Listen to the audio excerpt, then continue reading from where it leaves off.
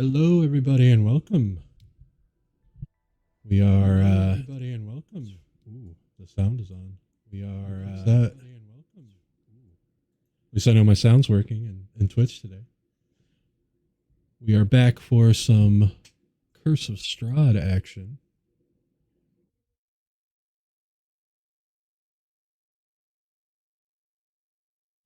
How's everybody doing? It's still hot. Yeah. I'd say here too, but that's natural here. Not as natural for as long as where you are, but. Yep. Well, you see, heat here is unnatural in the first place. It's a cold, cold world.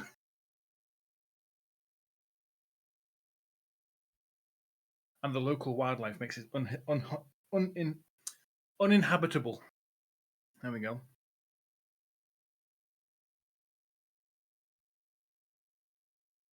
All the creepy crawlies getting more bold.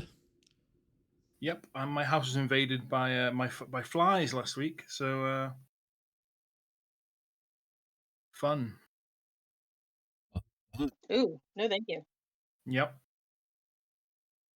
Bad time. Real bad time. At 3 a.m. no less. So I like turtles. I like turtles. Thank you for the Prime subscription and the follow. Or yeah, the just the subscription. I don't know why it said follow, but thank you so much. I love the name.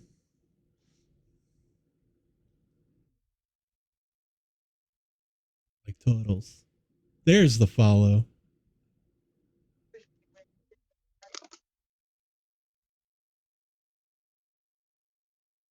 Welcome. How's your night going? Last session, we finally got out of Murder House, but Okli wasn't with us. We have no clue what happened to Okli. So we're going to find out tonight. Just as Silney disappears. Mm-hmm.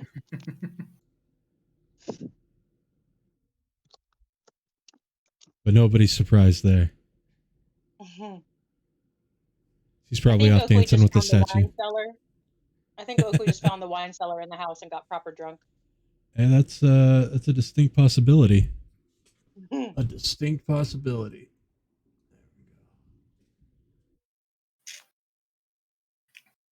lamenting the souls of his clansmen. Yeah, it was a rough place for you when you related to the murder house. Okay. So what we're going to do is that the four of you are going to quickly, it should only take 15 minutes or so, act out the end of the murder house for you. We're just going to narrate and you're going to move your tokens around because something happened to Okli during the night that you all rested in the bedroom. Okay. Okli, you wake up and everyone else is waking up. You're still in the bedroom, that you were all locked in, and they start going, "Where's Okli?" And you go, "Oh, I'm right here, of course." Mm-hmm. And they don't seem to be able to see you. Foul sorcery is this? Mm-hmm. So they're going to act out what they did while you weren't there, but you were there the whole time. They just couldn't see you. So you're going to follow them, and then as we narrate through it, you'll get caught up on what happened. Okay.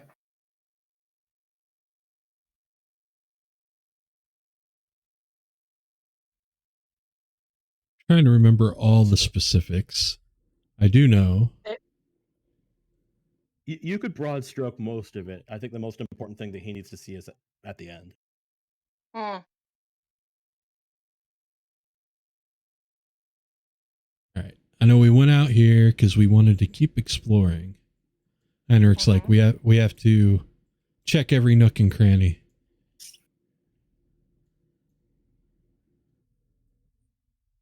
And we went down here because we heard chanting. There was so much chanting. Yes. Okay. Yeah, we heard them. Or well, no, we couldn't make out yet what they were saying. Mm-hmm.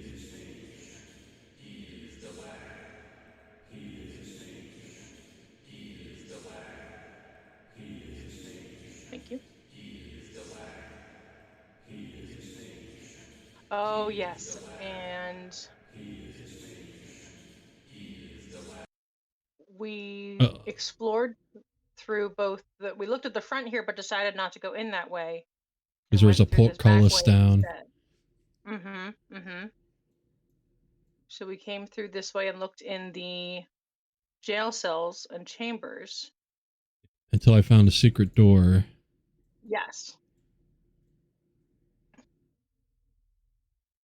And then passing through here. There was a skeleton hanging in this jail cell that you guys looked at, but you didn't really examine very well. Okli, would you like to do? Would you like to do? Of course. Mm-hmm. There was a skeleton with a cloak and some like tattered clothes, and he was chained to the wall. I shall inspect the cloak. It seems tattered, in very bad condition. Hmm. Mold. Hmm? It's moldy. No. Does he have like any identifying stuff on him? Do you search him? Yeah. You do find a ring. The One Ring. It's a signet ring Oh dear. of Clan Brasslung.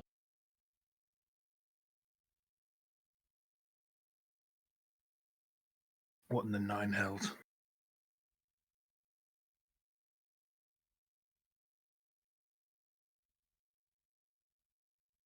And those ghosts upstairs, they really were from my clan. What the hell happened in this house?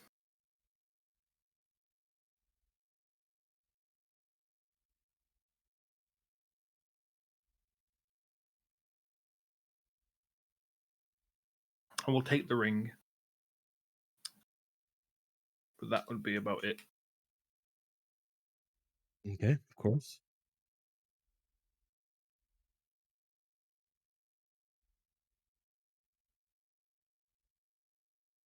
So as they mentioned, they find a secret passage to the wall that is right in front of you there that Heinrch has passed. Mm-hmm.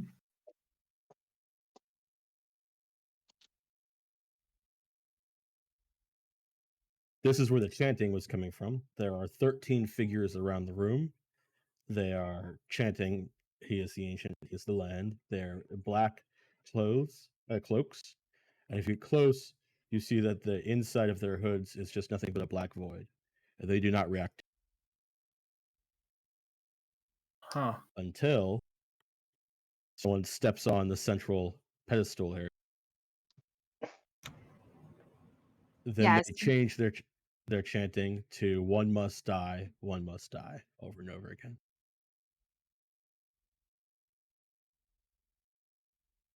And Tsuga and Heinrch are over here, realizing that there's a nasty shambling mound in this corner. Mm-hmm. I believe the investigation went, what's that? Oh, dear God, back up, back up, back up. Yep. And after we discovered what was in there, I think is when Silney tried to sacrifice herself on the plinth.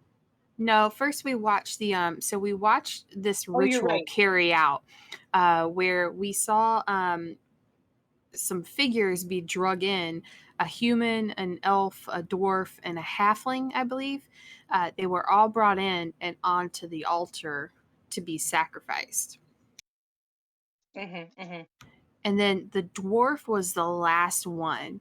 And they're yelling to another cloaked figure. They're yelling, like, cousin, your master doesn't care for you. You're all going to die.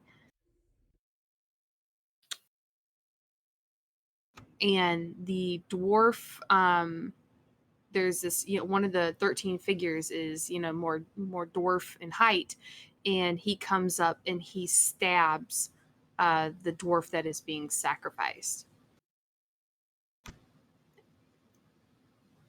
And then the scene kind of resets. Right. Okay. Okli would very much frown upon this.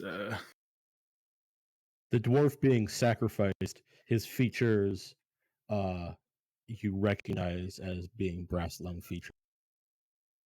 Right. At that point, we're trying to figure out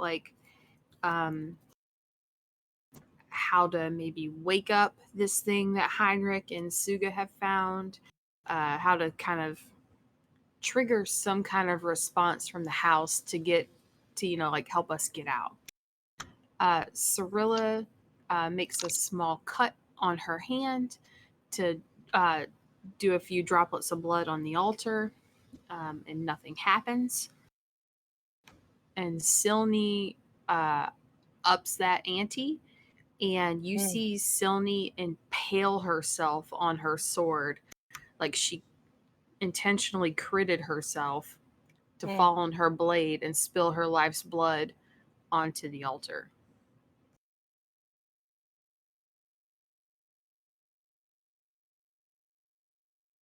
I think Okli would immediately try and heal that, but I'm assuming due to whatever. Heinrch walked over. Heinrch walked over, grabbed the sword, said, "That's stupid," and pulled it out, and then healed her. Yeah. Yeah. Yes, but Okli, when you go to heal her, it doesn't seem to affect her.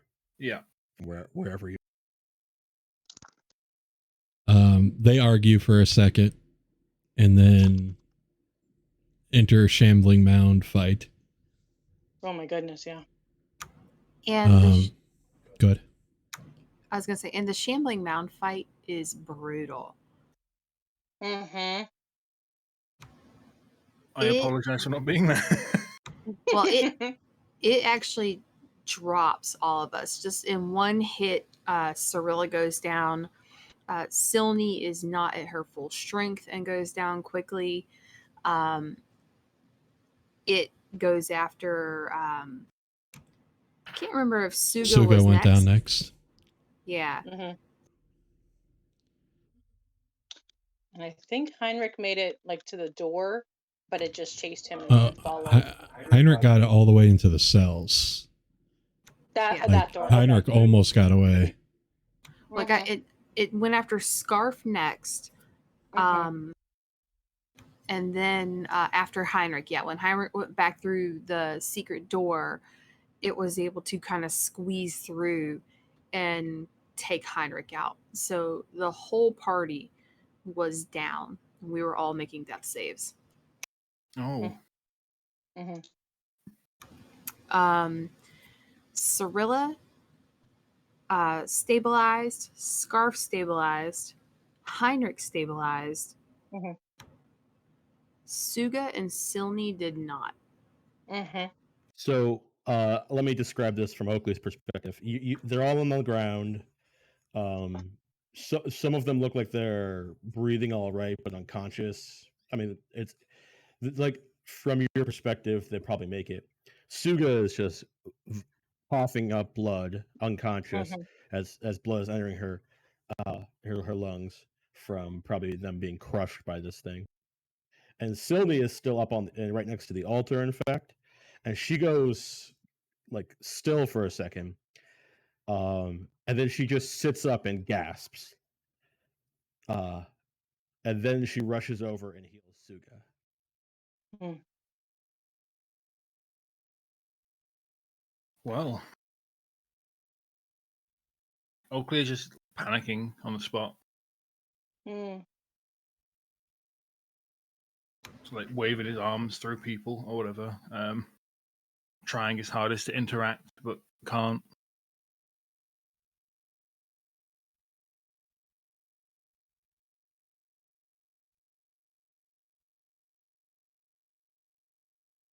Eventually, after beating them all down, the the mound went back to its corner and kind of reverted to a catatonic state or something.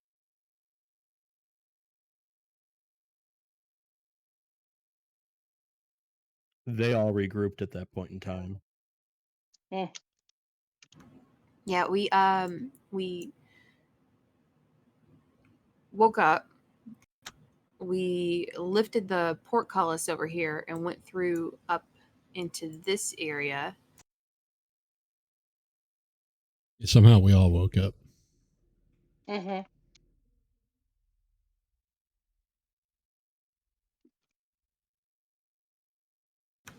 And that's when Silney said that the dancer had, or like did she say like the dancer had saved her, or she said he had saved her, and we weren't sure who. Like, and because she said something like the man that she had danced with, and Cirllia thought that she meant one of the Vistani. Right. And then Heinrch, with his truth bombs, Said no, the statue guy that, you know, she left all of us sleeping and unguarded when she was on watch to go dance with. That's who she's talking about. The bad idea guy that we all said was a bad idea and yes, not the good. bad idea guy.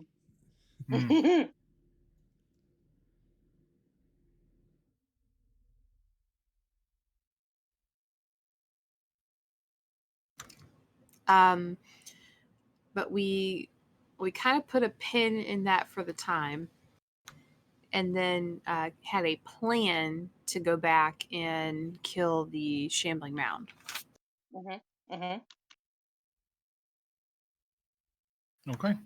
Which would be that we would attack it from range, and that we would kind of kite it around, and we would approach it from two angles. Like one team would shoot at it and attack it from up here, like through the portcullis.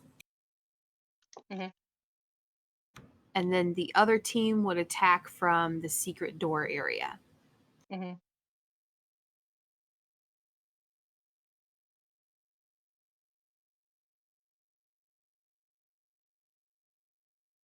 it mostly worked. Yeah. Right? Nice. That worked remarkably better. Oh, No- significantly. No dying.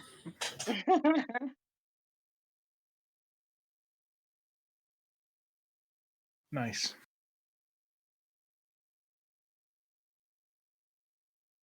Once it died, because, you know, one must die, and we wanted to kill something that wasn't a party member. Yeah. The house started shaking and breaking apart, and we went and we got the bodies of the kids, the remains, put them in their thing. Put them in their little crypts. But all the doors and windows and everything were either bricked up or had these like magical spinning blades that we had to work around getting around. And the house was filling with arcid smoke from the fireplaces that was fucking us up. But eventually we made our way out. When they put the children's bones in their crypts, everyone got inspiration. You got that up too, Okli. Okay.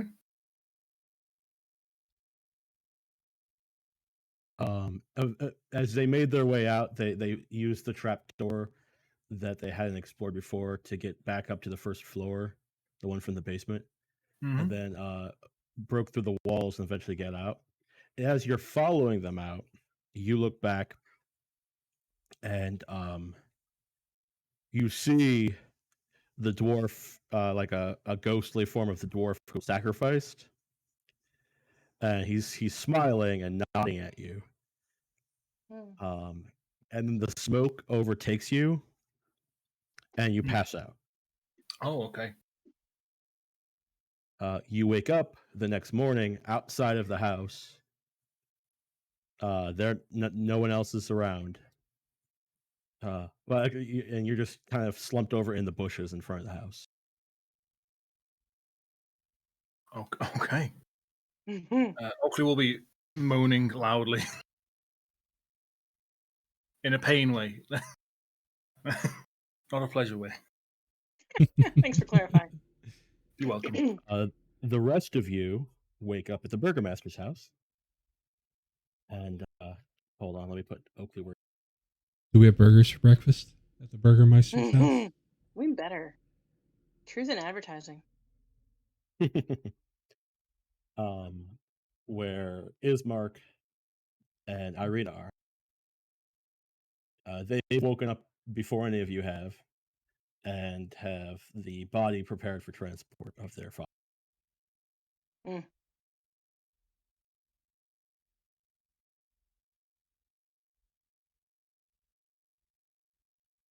Well, actually, we had already played out breakfast even too, didn't we? Yeah, we I Yep. think we did. Yeah, they made breakfast and Or may or may We did not some have assaulted landscaping in the yard. assaulted I their was gonna yard say, with a hand cannon. yes, Heinrch was blowing things up. I do remember that distinctly. The morning weather is overcast and slightly rainy. The beams and wood of the surrounding houses creak and moan in the wind. Signs of various stores flapping or off of their hooks, or off of one hook while just dangling and flapping, and most of the town is closed. Oakley, you wake up again in the bushes in front of the house that you are, well, your Yeah. token is in front. Yeah. You're wet, and a little miserable, and no one's around. Hmm.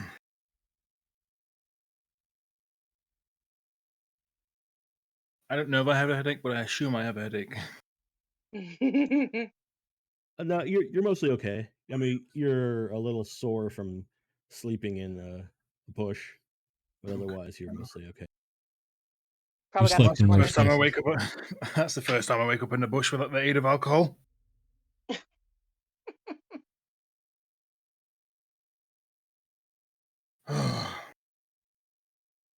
Where the fuck am I?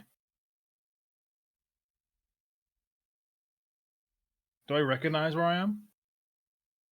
Yeah, this is the ghost house that you all went into Okay. now, from your perspective, like 3 or 4 days ago. Hmm. It also looks like there's no fire damage there. None of the windows. When they tried to go through the windows, they were bricked over, but the windows are fine. Everything looks like it's from the outside, tip top shape. I would like to throw a rock at the house. Okay, you do. Fucking Are you house. trying? Are you trying to throw it through a window? No, just at the Is it- house. Okay, you do. Typical dwarven grumbling ensues. Please roll damage. Please roll damage on the rock. Okay, House roll is natural. critical. It was a vorpal rock. Displace a rock.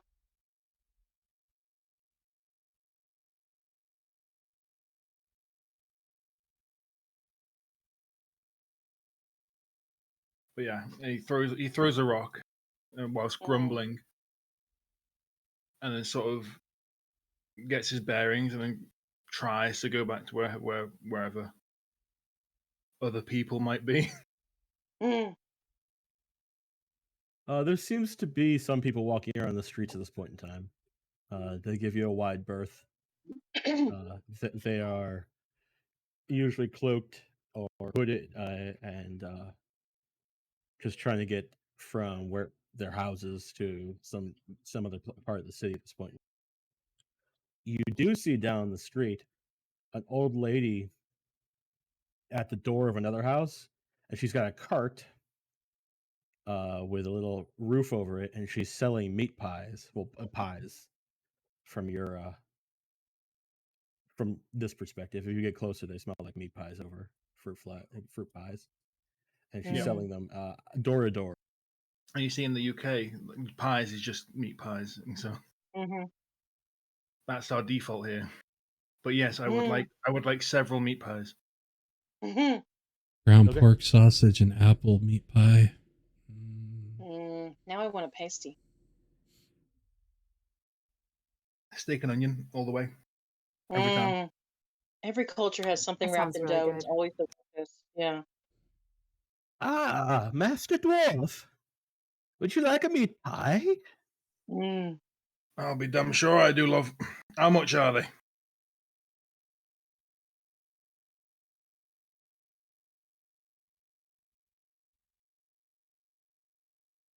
DMG does have meat pie prices, does it? No, I was looking at something. What? One silver dragon each. I'll take two, love. Indeed, indeed. She hands you a fist-sized meat pie. Right. Thank you very much. Of course. Enjoy, Master Dwarf. It's not often I see your kind around here. Well, not many Of course, you're welcome. dwarven travelers nowadays, is there? They're all cooped up in a mountain somewhere. If they've got one. I guess I don't know that about dwarves. She goes back as you walk away to the woman she's talking to in the doorway, and she says, and she's talking to her about her daughter, but that's all you can make out as you're walking away. If you want to go back and get closer, you can. Otherwise, I've got my meat pies. I'm good. Okay. I shall quickly devour one, and then spend my time savoring the second. Smart. Whilst wandering the streets. I shall pick a direction to walk first. I have no idea Okay. where. We'll say you walk down the main road here, just right That across sounds good. from east to west. Meanwhile, a party of people are carrying a body to the cemetery from south to north.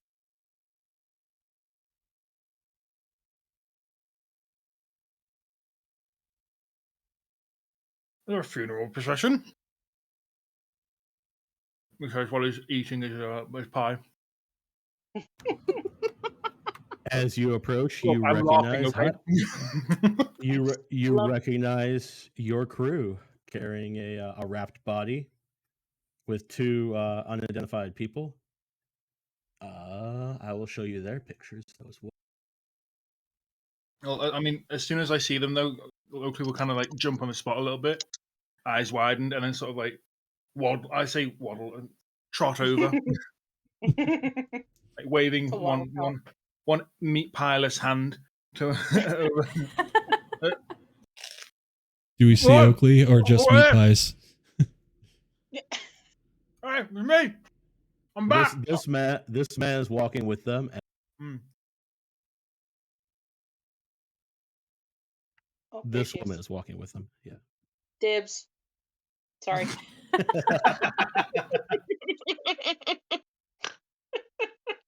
I hope she likes horns. Sorry, what direction is Oakley coming from? I don't see his token. Oh, there you are. Oh. So we see him Oakley. and not just meat pies. Nice. Oh, What? Are you all You right? just, where the I fuck think did you so. go? We were I so was still worried. there. I was still there. I was just Are you? invisible or something, or in like some kind of weird magic state. What? Like I was there. I could see you guys. I could see you all fighting. And I was there. I couldn't do anything. I just couldn't interact. I couldn't touch you. I couldn't heal. I couldn't even insult the shambling man that you fought. That would have been helpful. Did you see how soundly it kicked our asses the first time around, eh? Yes, it fucking terrified me. Yeah. Well, tell me about it. I'm pretty sure I was dead for at least a few minutes. No, you definitely were. You definitely Oh. were. Okay. Thanks for the confirmation. But you're all right. You seem corporeal again. And she'll kind of touch his shoulder just I to make feel sure. corporeal. These Oh, meat it pies that taste delicious, so does smell good. you can't have Uh, one. Our hosts here, and I kind of gesture to the people. Our hosts here fed us to prepare for today's. We're helping them to bury their father, so if you don't mind, I think we'll keep on walking, and you can Oh, maybe fill us in or ask your questions. my apologies. I'll have to give you a full physical later. Make sure you're Yeah. not phasing in and out of Physical? existence. Yeah. Okay. I think.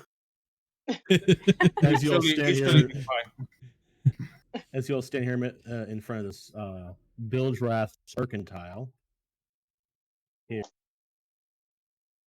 And right up here is the Blood on of the Vine Tavern that you met Ismark in last night. Good names in this town. Oh, we're in Spooky Kid Square. Let's keep moving. No, Spooky Kid Square. Oh yeah, okay. Yeah, that's right. You got to the tavern before. Yeah, fucking kids. The church is to the northwest.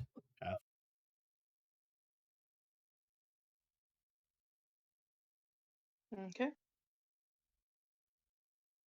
So, Okli, you were able to follow us being invisible or incorporeal or something all Mhm. through the house, but then you couldn't follow us. I mean, we came right to this tavern over here last night because we figured if we'd lost you, we'd find you at a bar.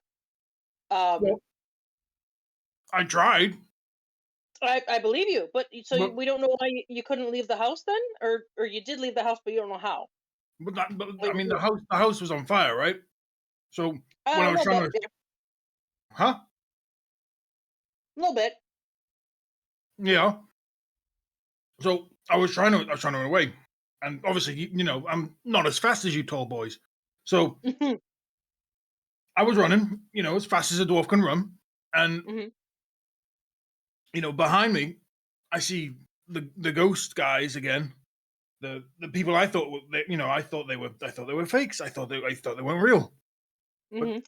I on that skeleton that you guys found, I saw a ring. I saw the signet ring of my clan. So Oh, I don't think I think it was real.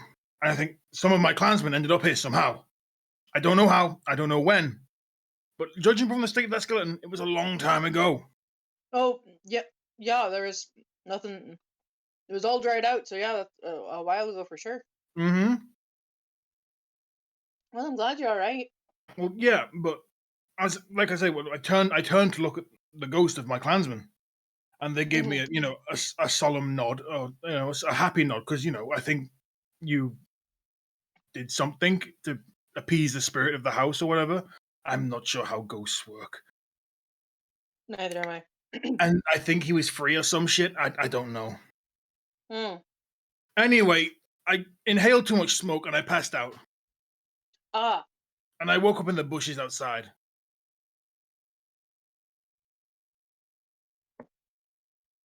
well, I'm glad you're okay. I'm glad. Yeah, we'll have Heinrch check you out in a little bit to make sure the smoke didn't do any long damage. But a wild night. Yeah, and over that booze.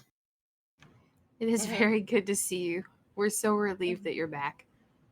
Absolutely. As am I. I didn't want to be trapped in that bloody death house. No.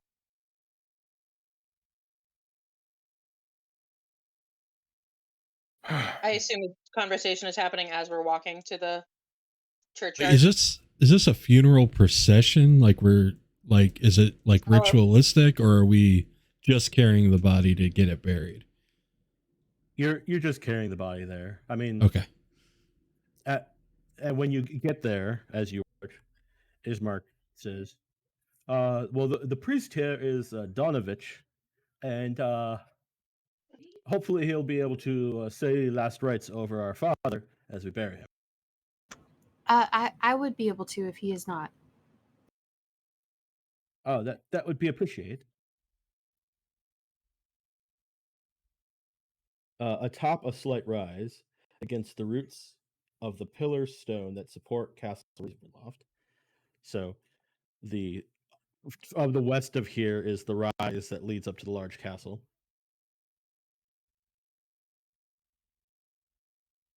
Stands a gray, sagging edifice of stone and wood. This church has obviously weathered the assaults of evil for centuries on end, and is worn and weary. A bell tower rises towards the back, and a flickering light shines through the holes in the shingled roof. The rafters strain feebly against their load. The heavy wooden doors of the church are covered with claw marks and scarred by fire. Ugh.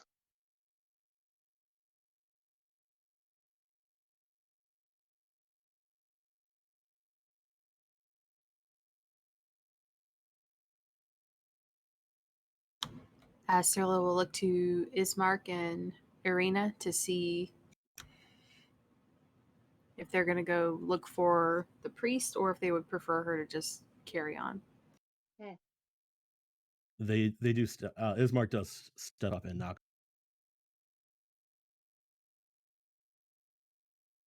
See, knock, knock, knocking on heaven's door. I do not own any token with vision in this scene. You are all blinded by the light. Blinded by the light. There I am. Ooh, less blind.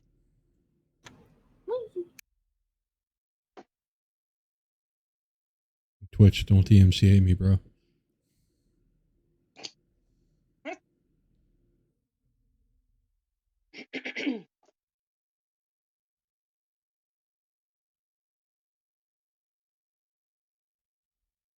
Does Okli level to level 3 as well, or?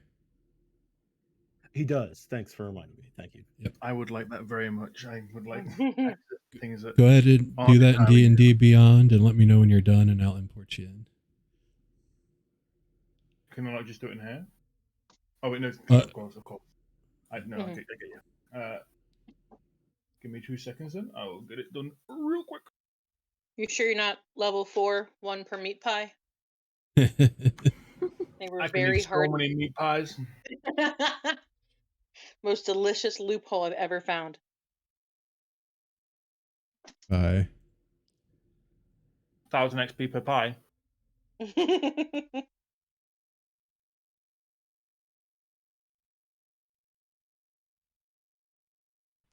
Oh. Oops. Little door happy there. Yeah, sorry. Got an itchy clicking finger. That's what she said. Oh. Eventually, Hello. a bald man comes.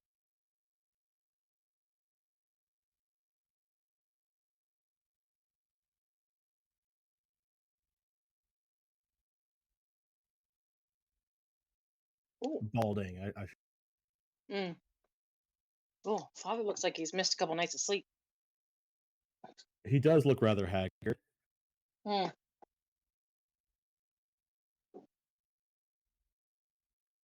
The doors open to reveal a 10-foot wide, 20-foot long hall leading to a brightly lit chapel. The hall is unlit and reeks of mildew. 4 doors, 2 on each side of the hall, lead to adjacent chambers. You can see down the hall that the chapel is strewn with debris, and you hear a soft voice from within reciting a prayer. Never mind that part. Strike that. Because he answered the door. Uh-huh. He can't be in there praying.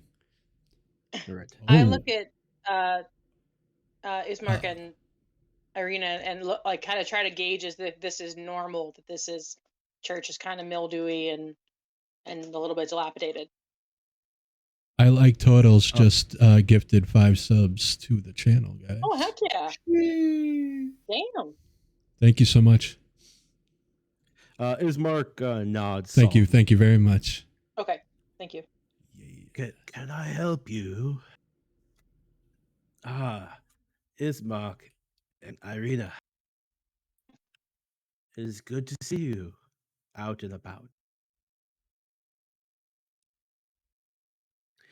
Ismark nods and says, "Father, we brought our father to be buried within your cemetery."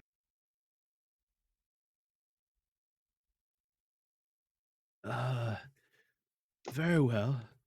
I assume you want me to speak the last rites. If you would just take him around outside to the side entrance of the cemetery, I shall be out shortly.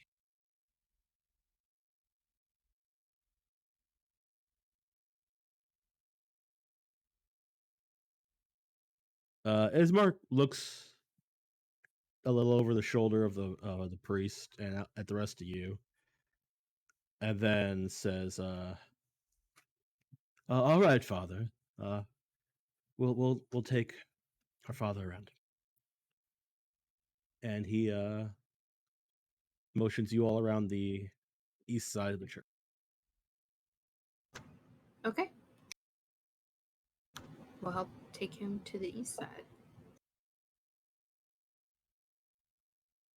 As the priest goes to close the door, you hear a screech from somewhere in the church. Humanoid? Yeah. Okay. Irina jumps and takes up a defensive position, looking around all around you, and Ismark goes to stand by his sister as well. If I can, I want to put a hand on the door and stop the priest from closing it. Oh, don't mind that. I'm praying with a mad woman who lost family members recently. I just comforting her. It's a private matter, though. Insight. Yeah, I was gonna say some insight. Also, I've updated my sheet for you. Okay. Bring that in right after I roll this insight. I would You like roll that to assist you and give you guidance. Ooh, assisted and guided? Oh. Hell yeah, Scarf. All right. So roll that and the D4. So it's a 20. 23. Yeah, you incite the hell out of him. He seems nervous, worried, evasive.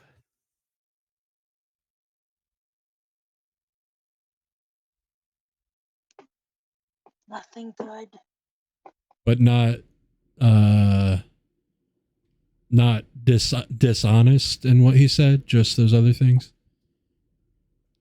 I'm trying to make it a little less of a straight up truth detector. I mean, that's what it is, unfortunately. If I push on the door a little bit, does he stop me? Yeah.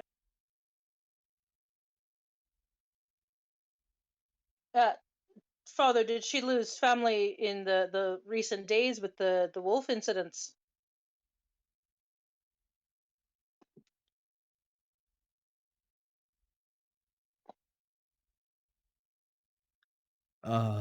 Yes. I mean, we were all there and part of the excitement and then the loss. Perhaps some of us, especially my friend Cirllia here, might be able to be of assistance, so you don't have to take on this burden just yourself. I'd be very happy to help you. She's very soothing.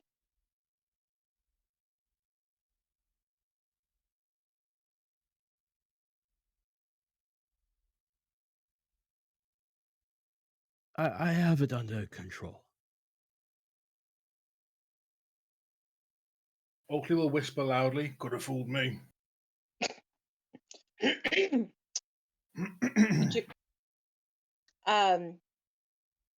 Obviously we're here for a certain task, Father, but we do try to help. And forgive me if I'm going to be a little extra honest here, but the last town clergy we ran into were hiding some pretty large and terrible things from us. So, not that I don't trust you, maybe just more of your chosen vocation. I don't know if that's better or worse, but could I please meet the woman? Hey, thank you for coming in. I really appreciate it. Appreciate the subs. I'm glad you enjoyed yourself. And I'm going to look at the We children, have plenty of the D&D shows adults here that on the are with channel us and other see if stuff. they are, So I hope to want see to you get an again insight soon. basically to see if they're supporting my being a little bit firm here or if I'm upsetting them.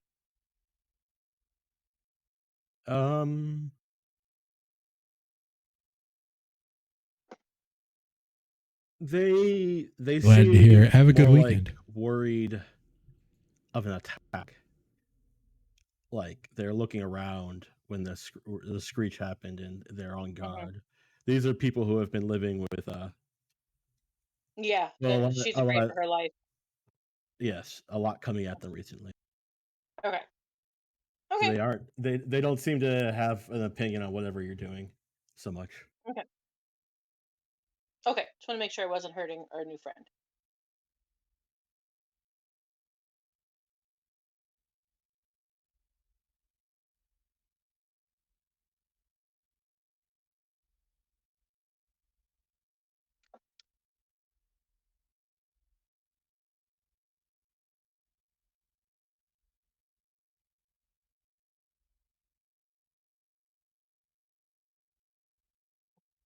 He says she would prefer less people were involved with she trusts me. We have a rapport. You understand when you have a flock.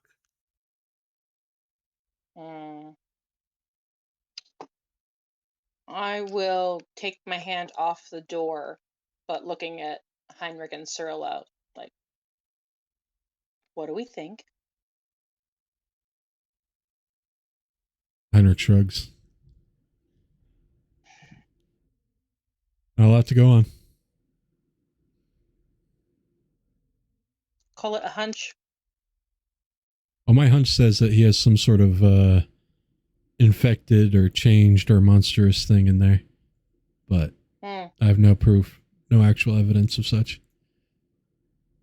Well, shall we look for a window or another way in or something? Or shall we take care of the task at hand first and then see what's going on in the cathedral?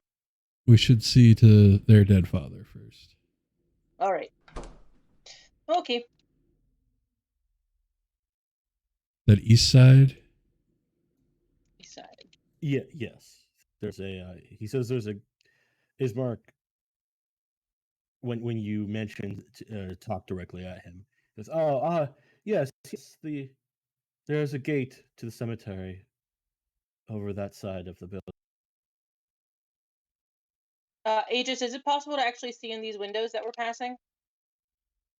They are stained glass. Can I try to perceive anything through them, or are they too dense? You can make a perception check to, I guess, maybe see silhouettes. Take it. It'd be difficult, but 20? You do not see any silhouettes in there. You see like the shape of broken pews, the shape of an altar, but no silhouettes of people. Okay. Okay, I'll follow. Maybe. Don't cut me in the cemetery, bro. As you carry the body around, Ismark shows you to a plot that has a monolith by it with the Koyanovich name. It's a big name. Big cemetery.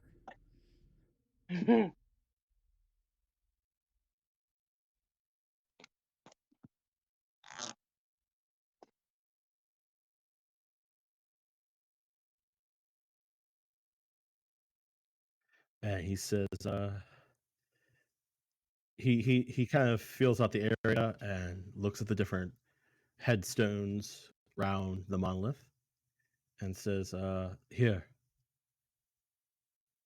Oh, he brought a headstone as well for his father. How big is it? How strong is this guy? Like it's A small headstone. Okay, just gonna have to call dibs again. It's just like a nameplate Hmm. that are put in front of the monolith by each grave.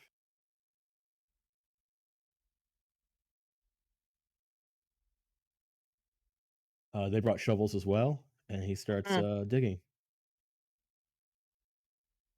Cirllia will help digging. Okay. Heinrch will supervise. Gotta have one.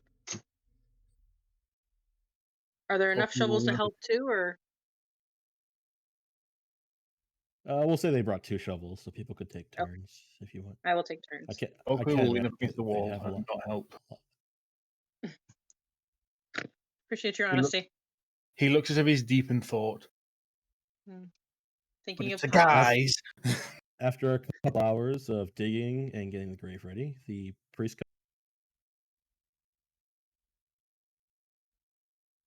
You cut out Aegys.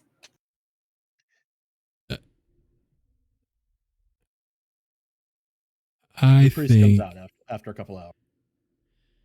I think with my magical tinkering.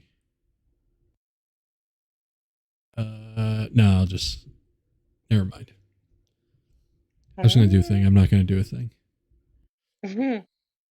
I was going to make an auger, basically, but I'm not going to. When you need to bury people quickly. You have to Seems be like a little bit careful. more than tinkering. It is raining a little, but it's not raining too hard, so the ground is mostly Moist. stable. I'm from a swamp. I'm actually better with wet dirt. I don't know. Gross. While they're digging, under his breath, Heinrch will say to Okli, if I die, just fucking burn me.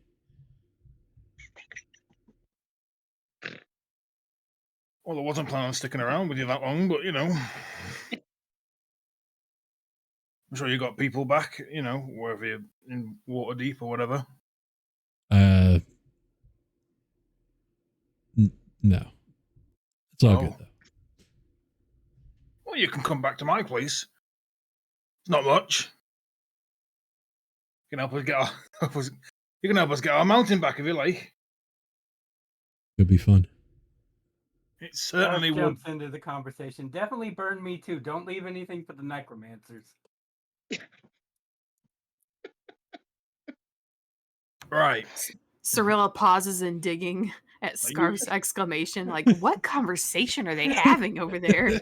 No, yeah. We'll definitely burn you, Scarf. Don't worry. Tabaxi's So- our natural conversationalist. I thought you were I'd going to rather say you not- tabaxis are natural kindling. Yeah. No special kind. Oh, natural kindling. The burnt hair smell was a bit much, but it's okay. Oh, it smells like burnt dog. Oh, sorry, Bankman. Oh, Aw, nice. excellent. Ghostbuster All right, reference. so the priest comes around, and you have a hole ready to throw a body in. Just toss that shit in there, This is why Well- Heinrich's not handling the body. 3, 2, 1, chuck it. Ismark asks for some help to lower the body down. There's like a rope. Cirllia will help. So they probably didn't. You probably didn't dig that deep. They didn't necessarily dig as deep as we do now. Back in the day, And they wonder why they had Lower the body. issues. Shallow grave. they had issues because they were dumb and buried their bodies right side up and didn't pin them down with iron stakes. Obviously, you bury them upside down and pin them down with iron stakes. Everyone knows this.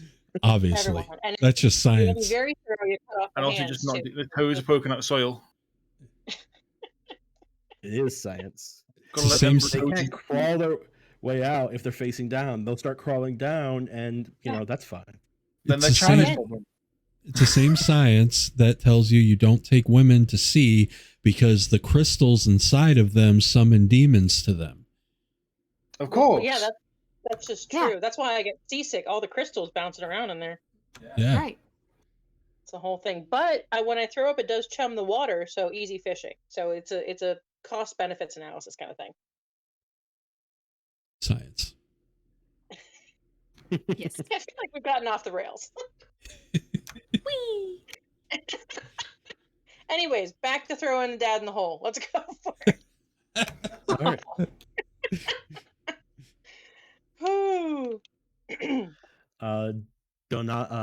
Donovich will say some words over the body.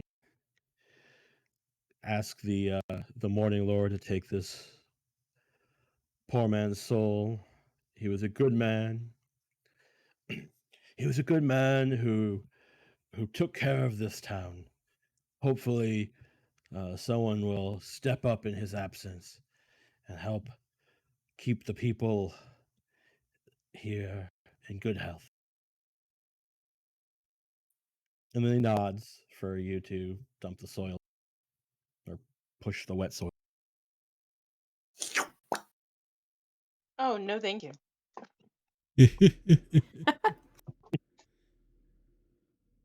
I feel like for this part, Tsuga like gets on like all fours and very little like shoving stuff in a very like animalistic way because she's watched the Wizardmen build homes for years, so she's like just like elbow deep in it. Respect. Efficiency. Get it done. Just get it done. Yeah. Really I'm a good druid. I'm probably just talking to the worms I find. What's up, little friend? You're doing a great As job. This you guy, finish you up- eat this guy, okay? That's unspoken. They know that part. I don't have to say it. It's just it is. Poop new dirt. Get it done.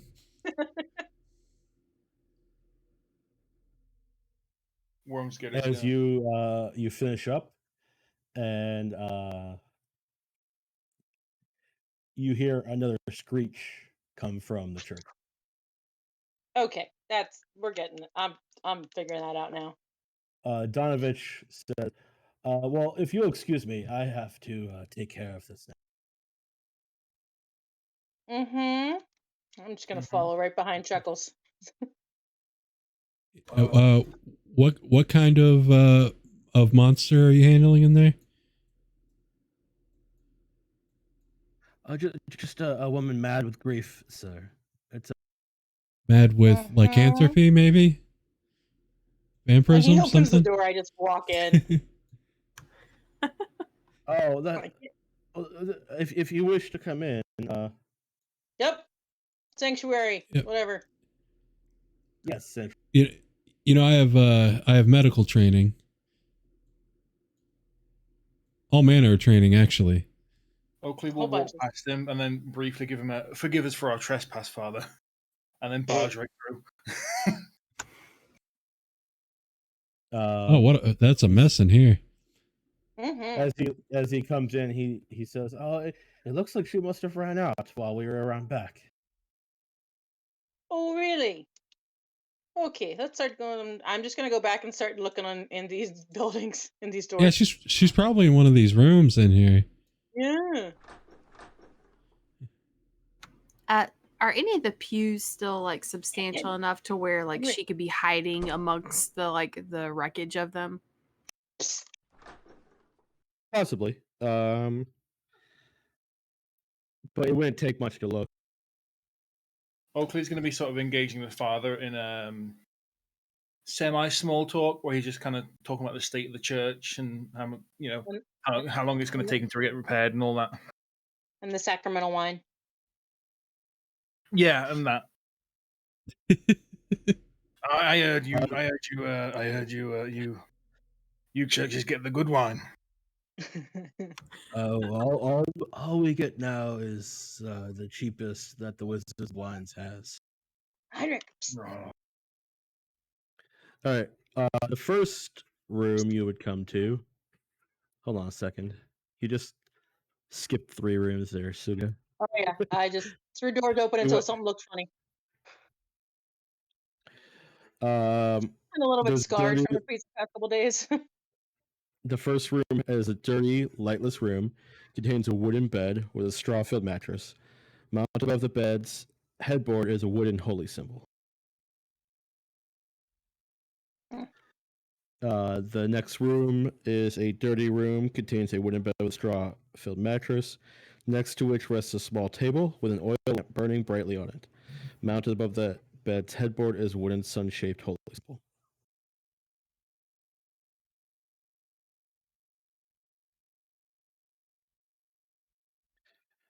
You come across an old desk in what looks like an office with a chair that stands against the south wall, a wooden holy symbol mounted above them, a sunburst, a 10-foot-long iron rod attached to the north wall stands bare, suggesting a tapestry once hung there. Against the far wall stands a wooden cabinet with 4 tall doors.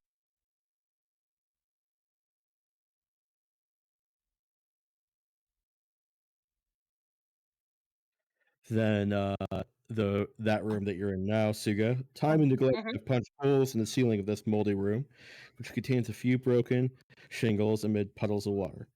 In one corner, set into the floor, is a heavy wooden trap door, held shut with a chain and a padlock.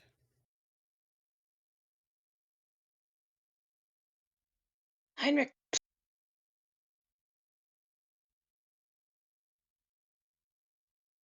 Do you want me to look for a key, or do you think you can get it open?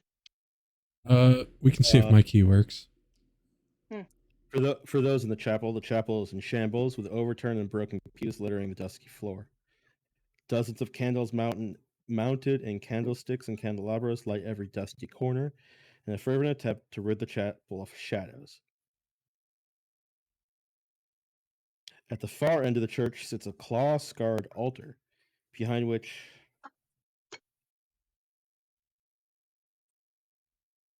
is a thick rope that stretches up to the bell tower.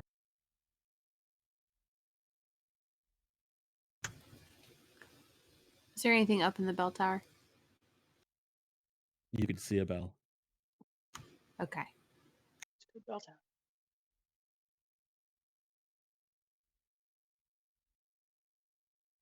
I'm gonna try to pick this lock.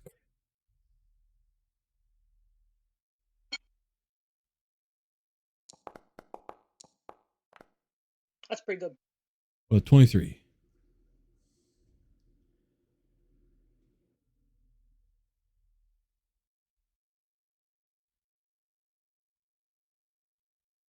Okay, you do pick this lock. The lock is actually, while not in perfect condition, looks like it's new-ish. It's hasn't been here that long, and you're able to pop it open. Now, before I actually remove the lock, I'm going to kind of knock at the trapdoor to see if there's any kind of reaction or response inside. Do a shave and a haircut. There is, in fact, you hear a screech from below.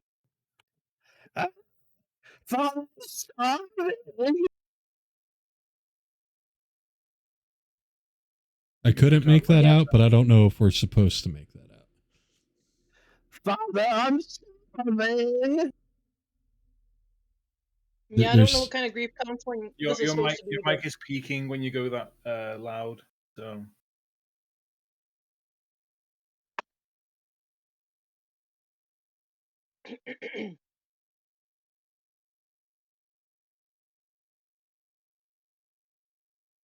Well, when you hear the scream, the priest comes rushing. Heinrich's like, we found her. Yeah, I blocked the door. He says, come now, away from there. This is none of your business. You keep a grieving woman? You usually have prisoners, so, you know, I've got some questions. You keep a grieving woman in your cellar, Father? Locked in from the outside? Locked in?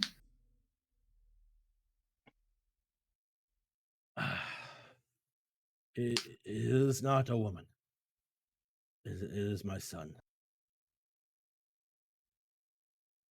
Okay.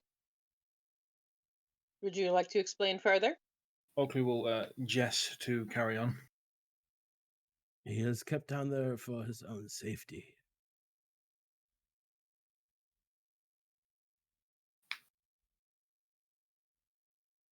Safety from what?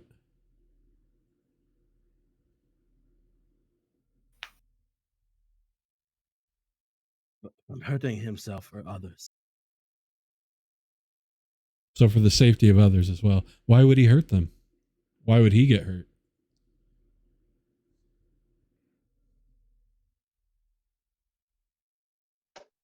We're going to need He you to is say it, Father. cursed. Cursed. Cursed how so? Hmm. I don't know. I am determining that.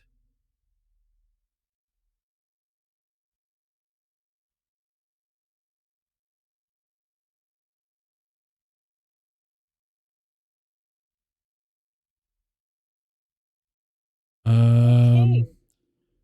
Heinrich's going to lock the lock again and stand up.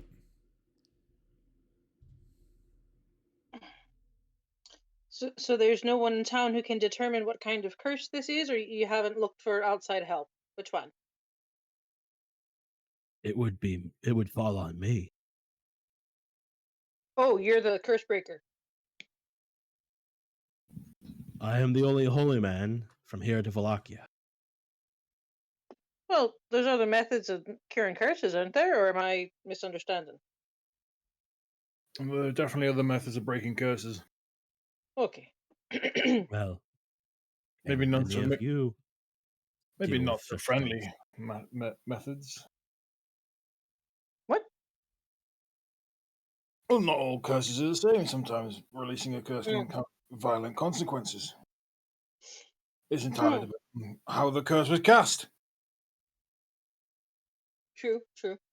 What kind of curse is it? You don't know? You like why is he locked up? What does he do? Does he change He forms? attacks people and wishes to eat them.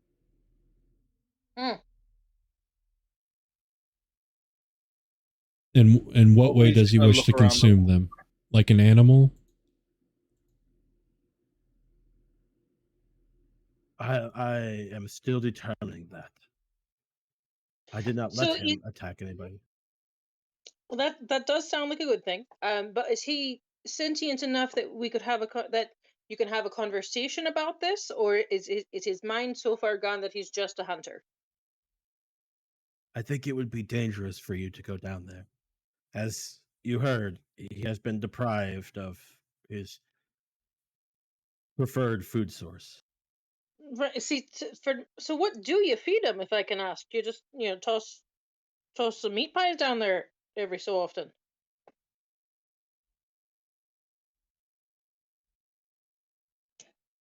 Okli gives you a sidelong glance. He will not eat food that we eat. Okay, so either you're so doing what do you something feed him? nefarious Cirllia or makes you're a face. starving the child. Well, I haven't fed him for a few days. What did he feed him a Not few days like ago? Thank you. Food, like we would eat. Well- Bread and carrots. That's what I had. And did he eat it? No.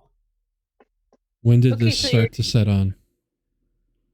In fact, he threw it back out Hmm. and then charged at me. Hmm. I was able to get the trap door closed.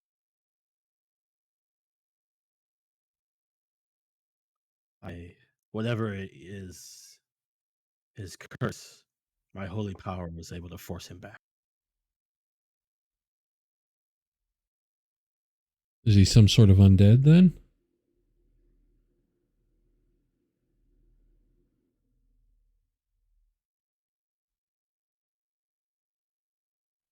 What are your intentions here? Well, if there's a curse that can be broken, I'd like to break it. Or try to. And how would you go about that? It depends on the curse.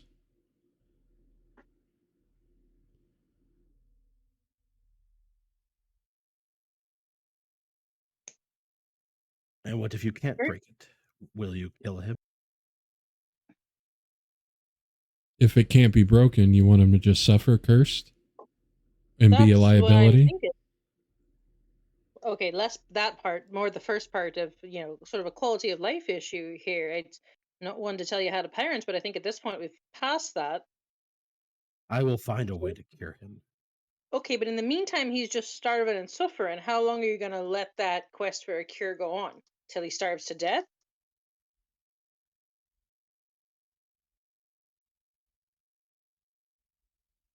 Or, while you're trying to find this cure, if one exists, who's to say he's not going to break out and eat somebody? Also a concern. He shakes Especially- his head and sighs to you. You know, when I was young, a group like you came through. They thought they had all the answers. They thought they knew exactly what to do. And you know where they are now? Marching with the dead at midnight up to Castle Ravenloft. I don't Whoa. want to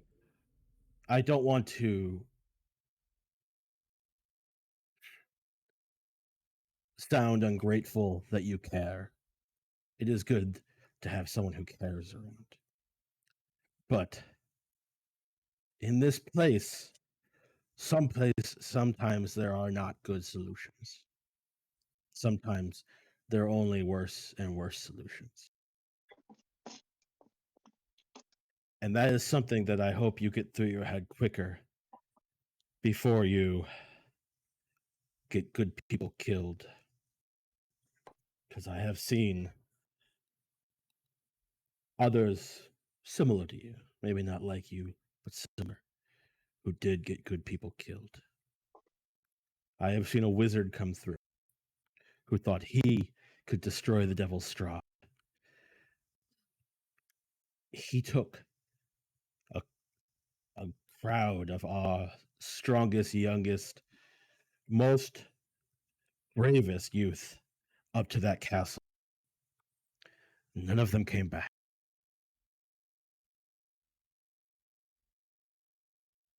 I'm not seeing If the you have parallel. some magic that can simply solve this issue, then please go ahead. But if you're just going to come through and self-righteously kill my son because I can't cure him right now, then I ask you to leave and let me deal with this.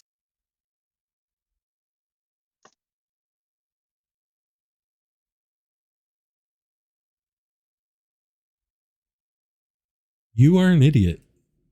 An absolute idiot. Enjoy. Heinrch leaves. Tsuga looks at Cirllia. I have no way of determining the nature of this curse. The most that I could do is to see if they were repelled, as undead would be.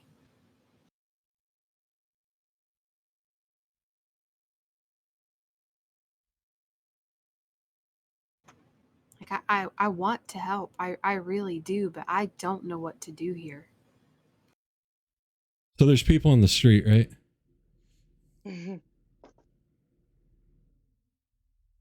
Not near the church. No. Cool. In town. I will do a little tinkering to make a megaphone. Oh no. Okay. If the likely undead monster that the priest has locked in the cellar of the church breaks out and eats one of your kids, you can thank him. Heinrch? Not sure this is the best course of action. We've already dealt with one or two angry mobs in the last few weeks. Huh? Oh, I'm not going to deal with this one. We're done here. Heinrch. Okay. I don't approve of your methods, Heinrich. No. Not so much. So I just go back inside and address Cirllia, and again, I'm trying to determine whether I think I can actually be helpful or whether I'm just motivated by my own curiosity and trauma of the last few days.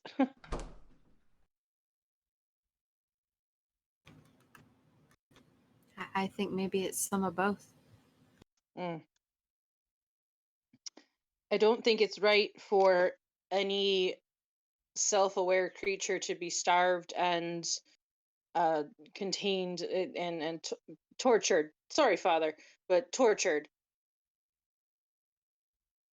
So for me, it's a. I'm not saying that the boy should just be put out of his misery, but I would want to know that there's a plan. And if the plan is just keep looking for a cure, that doesn't satisfy me. I wonder if Father, is there a way to subdue him? Like maybe put, like a long sleep, like maybe a magical sleep until you find something. Not that I have.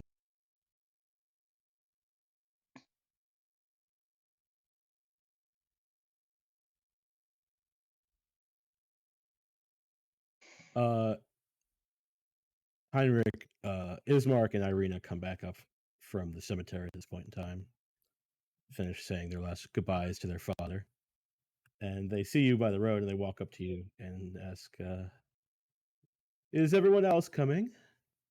I don't know what the hell they're doing besides wasting their time with an idiot. Which idiot? The father? Father Donovich. Yeah. What is he doing that makes him an idiot? He's keeping his cursed kid in the basement because apparently he wants to try to eat and kill everybody. And not only won't accept help, throws the help back in our faces and doesn't want to do anything except for look for the cure on his own. Doru, his son, is cursed. So says he. He wouldn't give me any real information, so I can't get to the bottom of it. So right now, it just sounds like he has a big old liability hiding under the church and won't accept any actual help to solve the situation. So he's sitting on a time bomb and just hiding it from everybody. And everybody wants to handle him with kids' hands. I'm not doing it.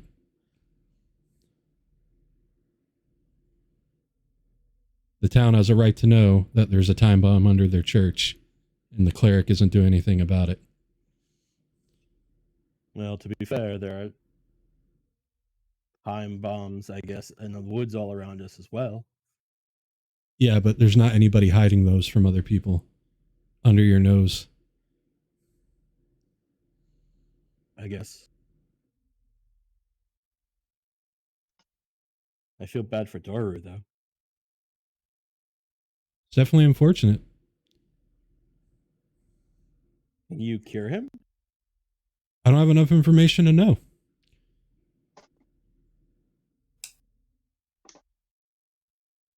But, we're like all the other adventurers. We're just going to end up getting good people killed, he says. Well, I don't know about that. No group like you has come through, and as long as I can remember. But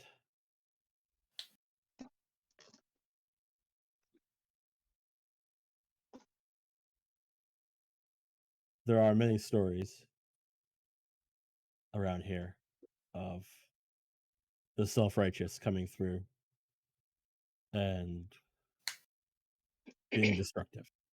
I'm not saying that's you, because you clearly we appreciate all the help that you've offered to us. I'm just saying perhaps see things like he might see them. I see him as a hypocrite because he's the one being self-righteous. He's too good for our help. He knows better.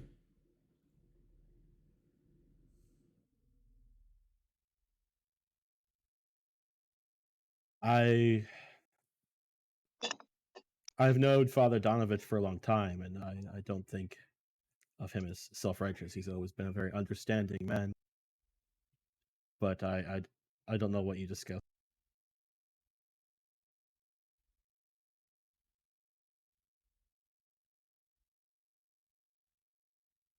Usually under the worst of circumstances that people's true personality, true colors show themselves.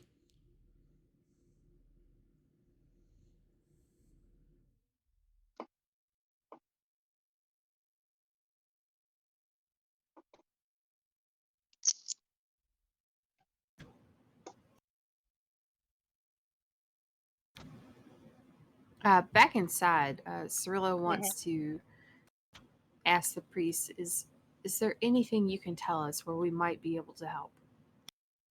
Like when this happened, how it happened, who found him like this? He came to me, clawing at the door. He came to me, clawing at the door. He was delirious, but he came home. He wanted my help. Tsuga is going to step outside and investigate the claw marks on the door and try to see if there's any indicator of what like physical shape he was in when he did them. They're 5-fingered claw marks, roughly the size of a human hand. Okay, so they're not like super canine or ursine or anything like that. They're just... They're, like I said, thin and Okay. about the size of a human hand. Okay. And pop back. If you want to go down there, then that is on you. But it is dangerous. But Well, if you truly think you could help, if you need to see the situation, then he nods towards the door. So, Cirllia, I was going to suggest that, maybe we don't open the door right away. We just try to talk to the boy. Because we can hear his voice. I don't know how well he can hear us. Okay. Okay, so I'm not taking the lock off until we get some answers. But Tsuga's going to kind of crouch down near the door with her staff and tap on the door with her staff. All right. The after like 20 seconds, the door rattles, and he screeches at you again. Please, I'm so hungry. I know you are. Can you hear me okay? I hear you. Okay, my name is Tsuga. We've been talking to your father, and we want to see if we can help you.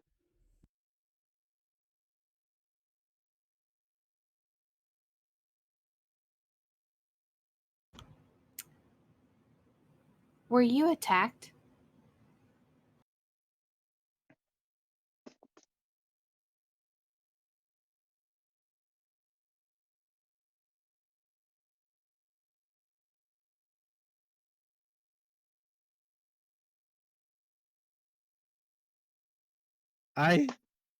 Yes. We attacked the castle.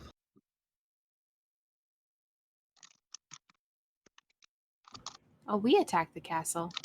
Who went with you? Other men of the village and a wizard.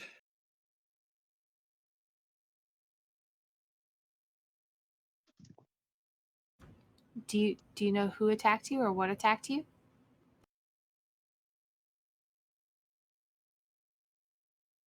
Wolves and bats and vampires, I think. I don't know.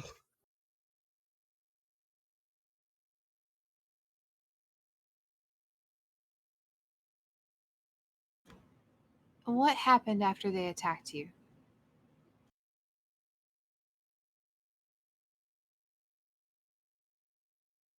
I don't remember, but I woke up on the side of the road. I'm so hungry.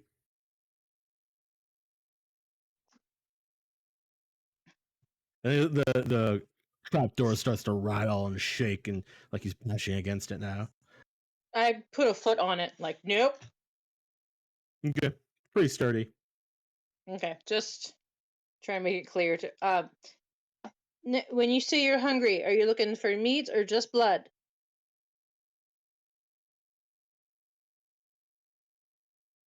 He screeches through the door at Oh. you. Okay, you have to use words if we're gonna help. He's screeching and shaking the door. I just put the butt of my staff on it and look at Cirllia. I mean, I don't know that it would help to run down to the butcher, but there's usually blood to be had.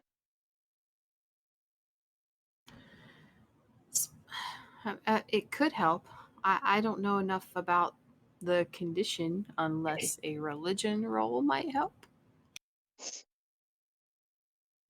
Okay, you can roll religion. You know, without I don't know seeing if they can him- be sustained on animal blood. Okay. Yeah, go ahead and roll. No. I guess not.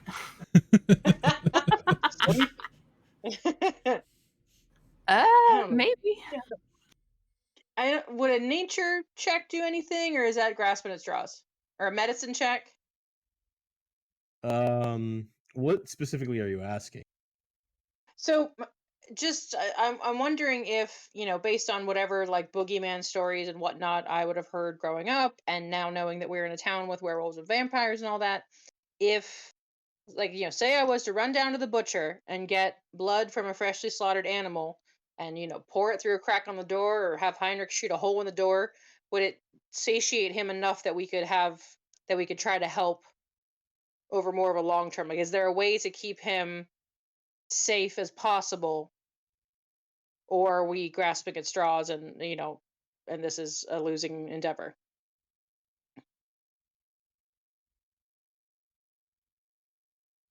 But what are you assuming he is at this point? I don't know that I figured that out. I'm figuring some sort of something vampiric. If the father just understands that he's trying to eat people, I'm picturing that as like a bite. So like I'm wondering if feeding him just raw meat, raw flesh, or just pure blood would satiate something. But I'm at this point not willing to open the door to take a look at what he is. I mean, it might. Yeah. I'm gonna look back at Cirllia though. We have to get the girl out of here by nightfall, is that right? Because the minions are coming to get her to take her back to the Strahd, fella? Yes. Fuck. And we need to start moving soon. Yeah, I don't know that we have time to try to save another one, much as I want to. I mean, we could give the priest a couple ideas. Don't know if he's already tried them, but I guess our first responsibility is to this girl that housed us last night, and that we were supposed to be getting out of here. I agree with that. Okay.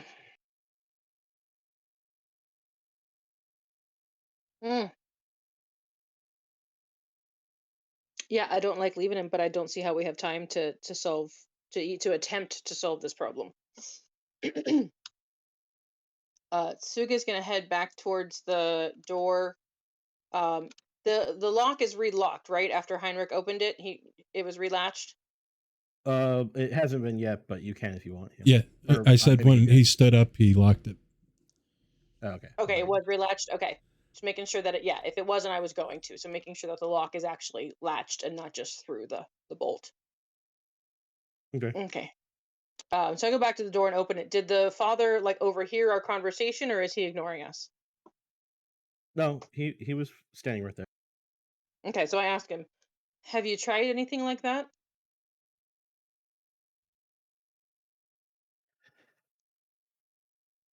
I have given him raw meat, but I don't think it's a good idea. What's up? I didn't think it's a good idea to feed into his monstrous side. Well, if you keep the monster, people starve hunting dogs to make them more vicious when they go out hunting. If you've got a well-fed, happy animal, not that your son's an animal, but I'm working on a metaphor here. if you've got a well-fed dog, it's not going to be as vicious. So I understand you're not wanting to feed the monster whatever's inside him, but if you keep him fed, he's less dangerous, I think. I don't know that he's less dangerous, but it would mean that he's less inclined, or maybe a little less inclined to break free. I guess that makes some sense.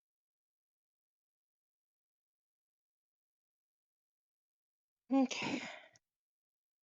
Well, unfortunately, we have a prior obligation to be rescuing or at least helping another family. So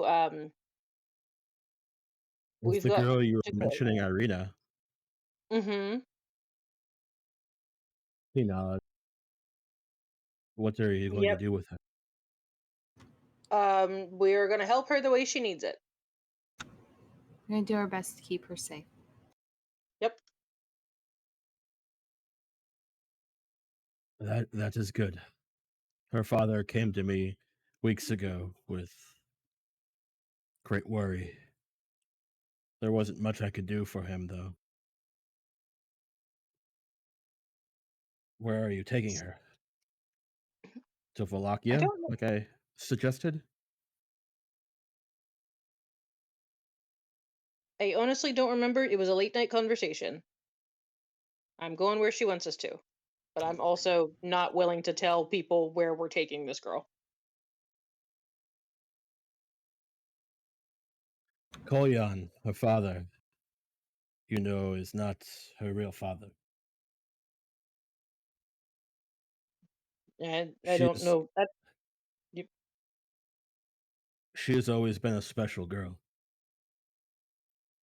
He and I found her on the edge of the Svalak woods years and years ago, just as a small child, running from something on the verge of death.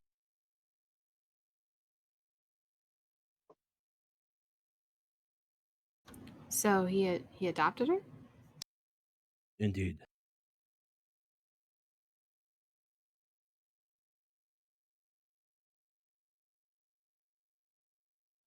I don't know how many people you've met here, but you might notice that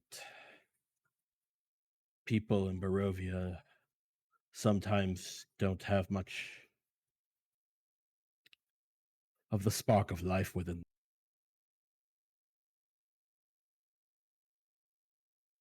But her spark is strong. Even with whatever horrors she saw before we found her, she was a happy child. Probably helped Ismark grow up to be the better man that he is. Both of them. More personality than anybody else I've met here.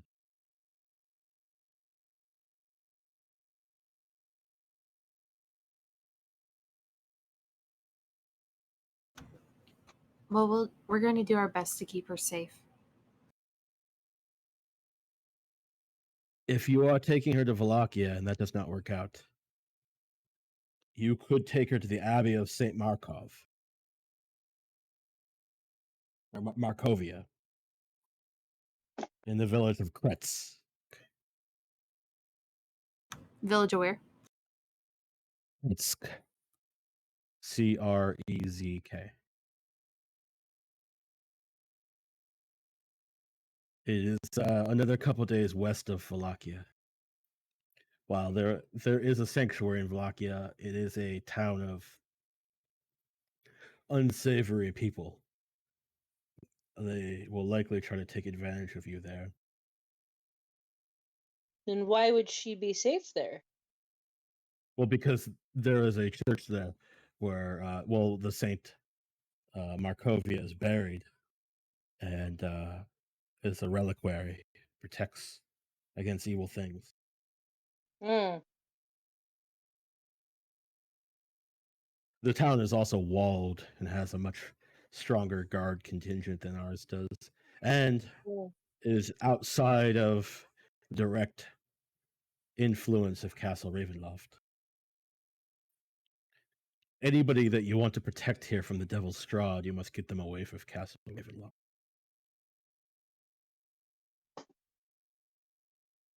Thank you. Helpful.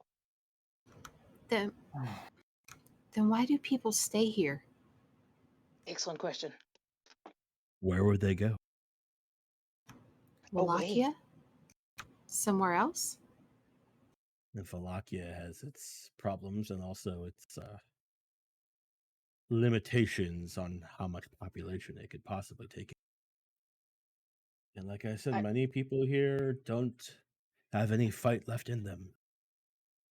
Ugh. Unfortunate. Thank you for the information. I'm hoping in the future I or we can return and be more help with your son. You must remember that most who have survived to have children here are those who did not stray near the forest, are those who did not stray away from the light at night. They lived because of that. But perhaps living isn't what they really did.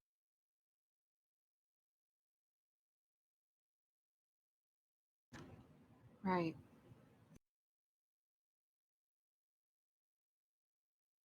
Tsuga looks kind of exhausted by the conversation and just kind of raises a hand in a goodbye and heads out to the step next to Scarf.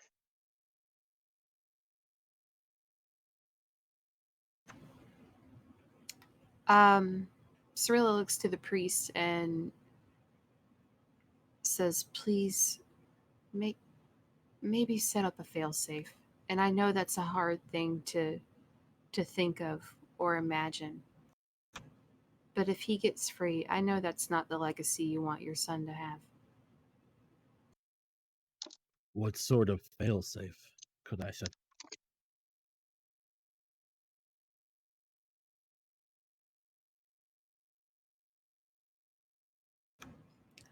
I'm not really the trap maker, but something that wouldn't let him get out. Should he get past you? It took all of my holy power to force him there.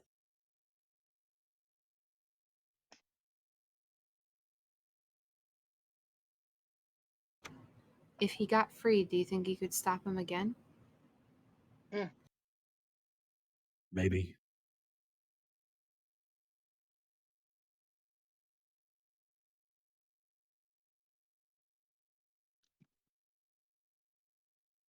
The rest of this town exists on a maybe.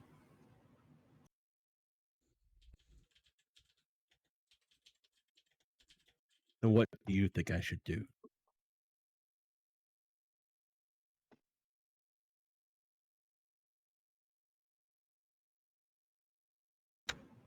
I think there's going...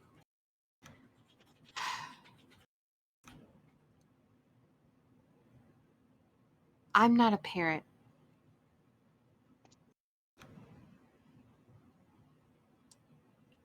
But I think there may be a point where you have to consider if that's still your son. In body, yes, of course. But is it really still your son?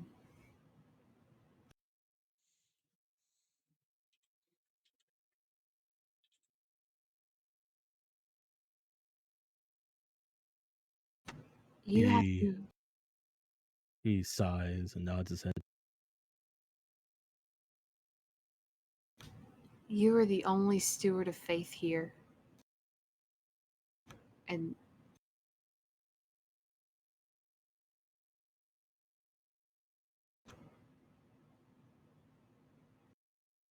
these people, they look to you, they believe in you, and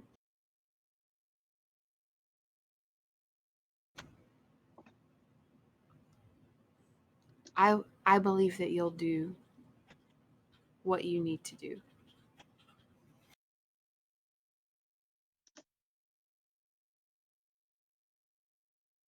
He solemnly nods to you.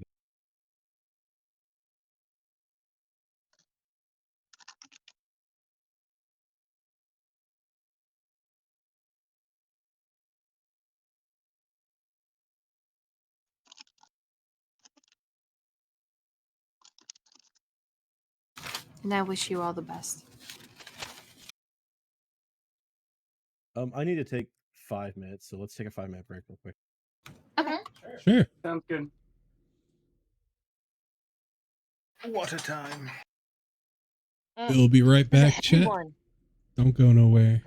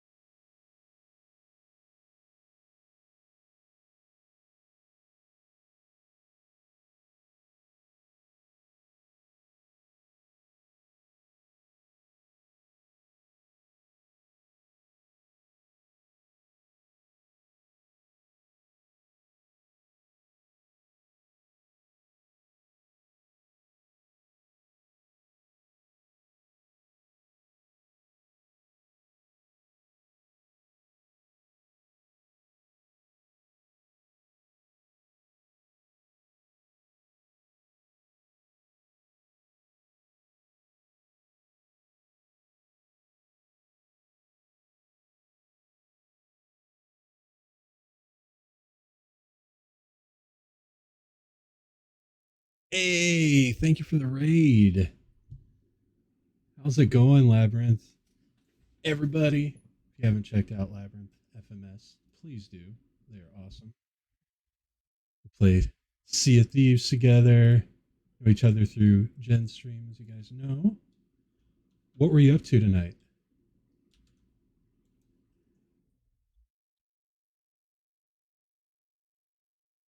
And thank you for the follow. Thank you, thank you.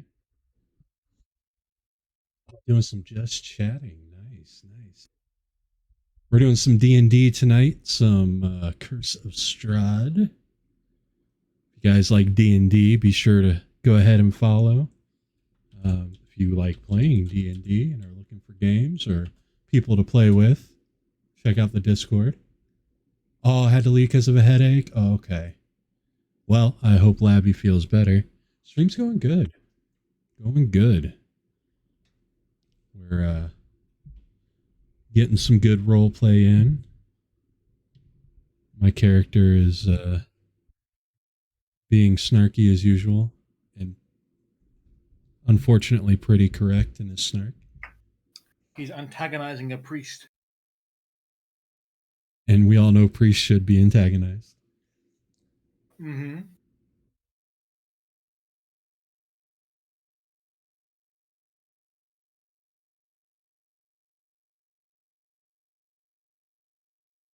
Oh yeah, D&D is definitely pretty heckin' awesome. Tonight we're about almost 2 hours in. This campaign's been going on for a month and a half, I think.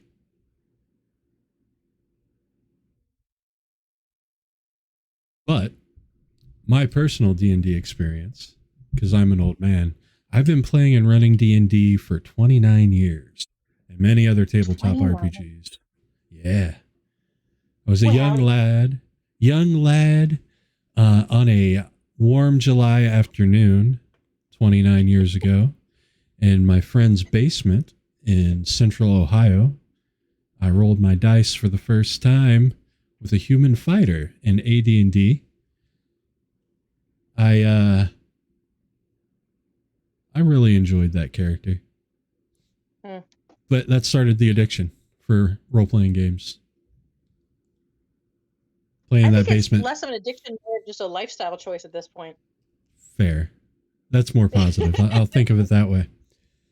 We our miniatures were lead, and our battle map was a grid that we drew on the cement floor with chalk.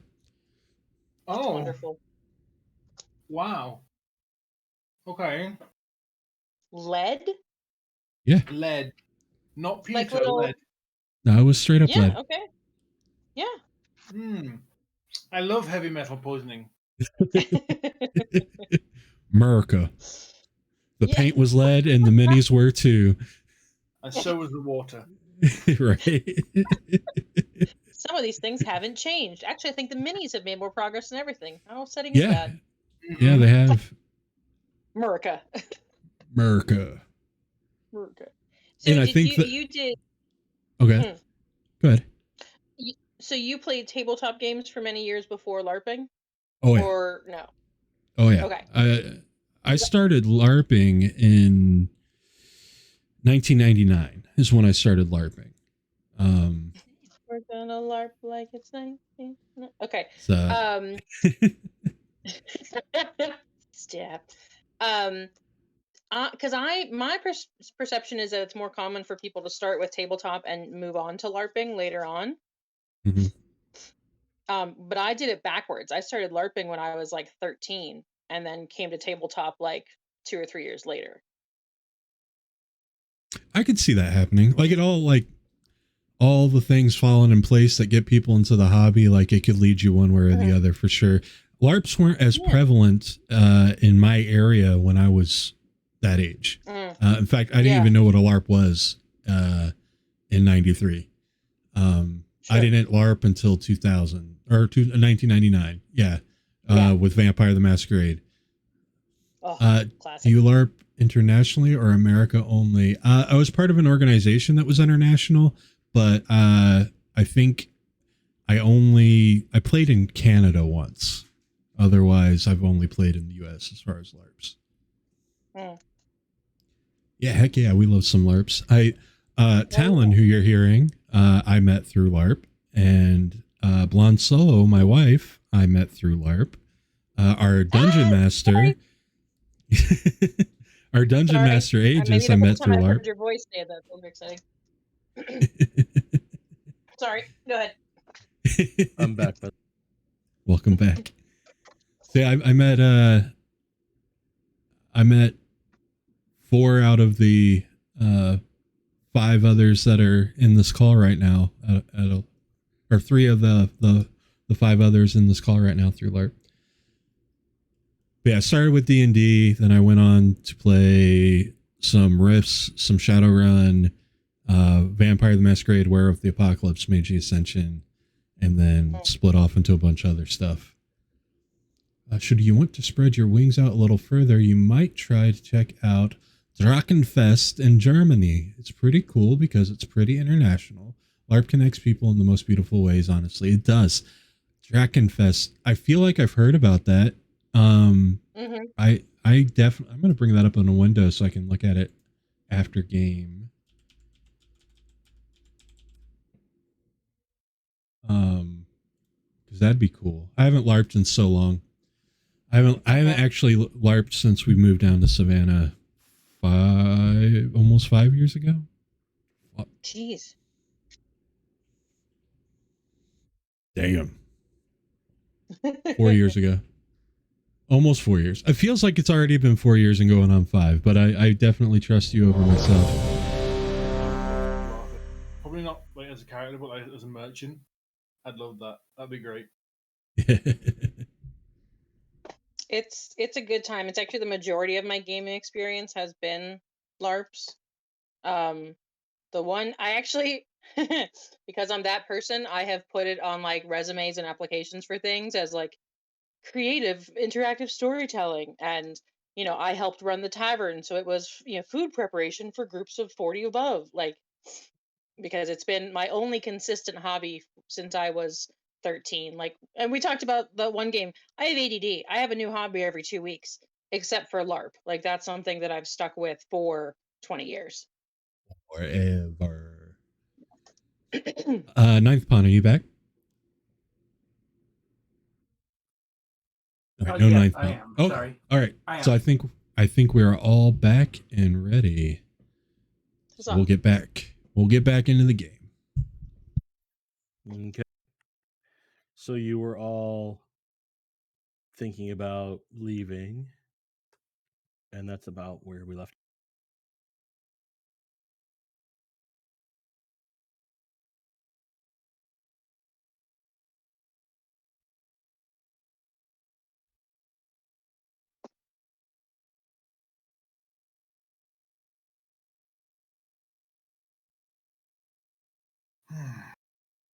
Is Heinrich still on his megaphone, or is he just waiting outside?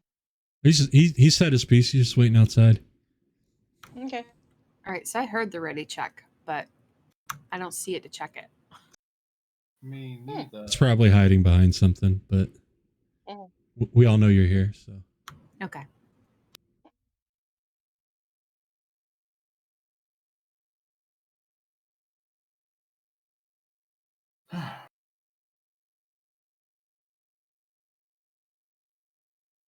That was unnecessary, Heinrich. oh, it was very necessary. People deserve to know they're in danger. I don't understand how you would think it's unnecessary. These things. Do you think there's time for tax in this place Tact. That's what I mean. I meant tact. I misspoke out of character. Do you think we have time for that? With the monsters at every fucking turn? Ghosts, werewolves? We're gonna get innocent people killed. Well, he keeps a monster locked in his basement, and it's not a if it breaks out, it's a when. A small amount of tax goes a long way, Heinrich.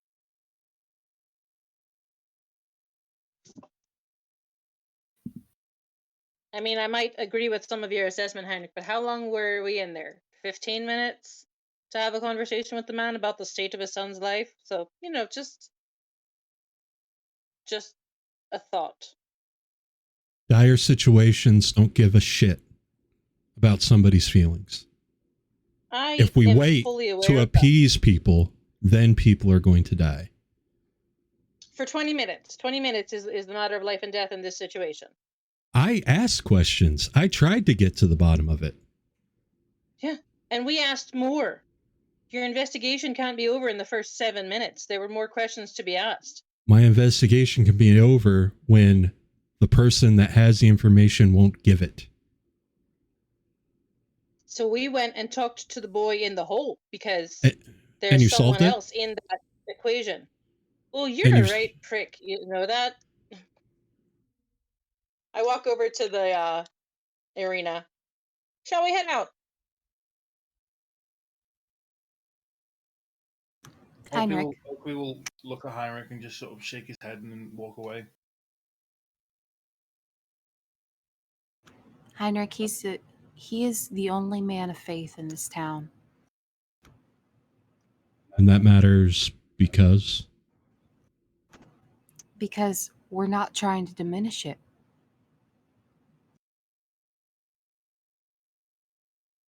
Right now, he looks like a man of denial and a hypocrite.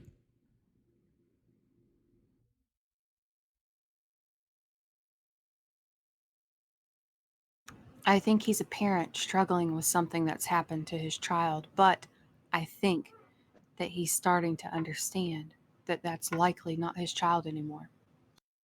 And think he's likely starting to understand that he has responsibilities to this place as the only man of faith here. So while he struggles with understanding and the whole town remains at risk and it breaks out, well, you know what? That's fine because he needed to work it out himself. Tsuga hisses. You're not wrong for your concern.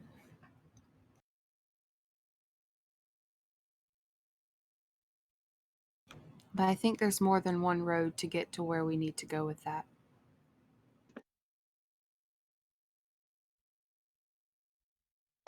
Your road is very direct and very logical. Your road makes sense. My path is a bit more compassionate.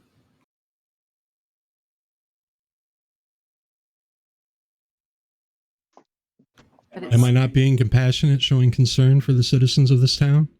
Am I not compassionate for keeping the monsters off the street? For investigating and finding the true enemies and the true criminals and putting them back behind bars? You're very compassionate. But right now, because of the urgency, you're not letting someone see how compassionate you really are. Because there's an urgency. Because there's not time to wait.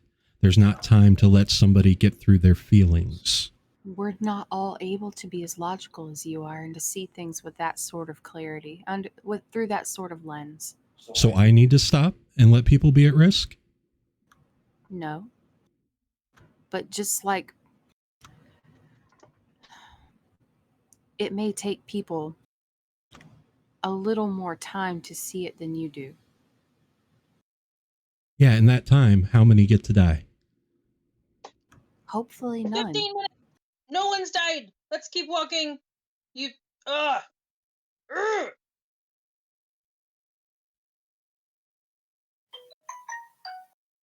Oh. Tsuga's like wandered off, but is like pacing because she can still hear everything. Heinrch definitely will. Heinrch will definitely walk and talk. He's not trying to hold the group up. Okay, yeah. Cirllia will walk and talk. Like that would be around. As you start to leave, Donovan actually comes. And he says, I do not think that any hunters have fresh meat in town. Could I pay you to snag a wolf or a deer?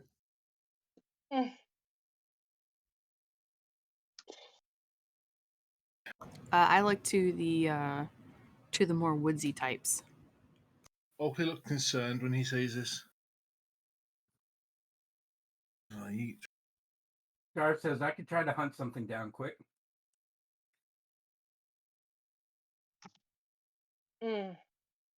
Are we on the edge of town, Aegys? Like, are we near the forest? Yeah, ish. It's by the cemetery. Okay. Irina, are you packed and ready to go? Do you need to go run back to the house and get anything? Perhaps. Yeah, there are some things that we should probably grab. Okay. If it's agreeable to everyone, Scarf and I can go kill something while you run back and get your supplies. We meet back here in an hour, and then we leave. How's that sound? All right.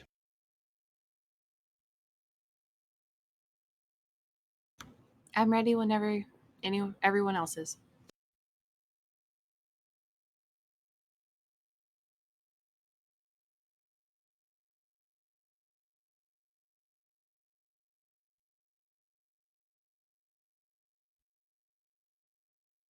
Tsuga's waiting for Heinrch to say something.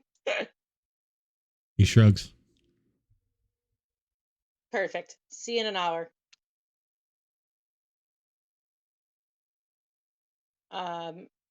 Yeah, Scarf, if you want to go off hunting, Aegis, I'll do a nature check to see if I can see any tracks to follow. Yeah, give me nature or survivals. Are you two going? Yeah, I thought we would probably go together. Yeah, I figure. Yeah.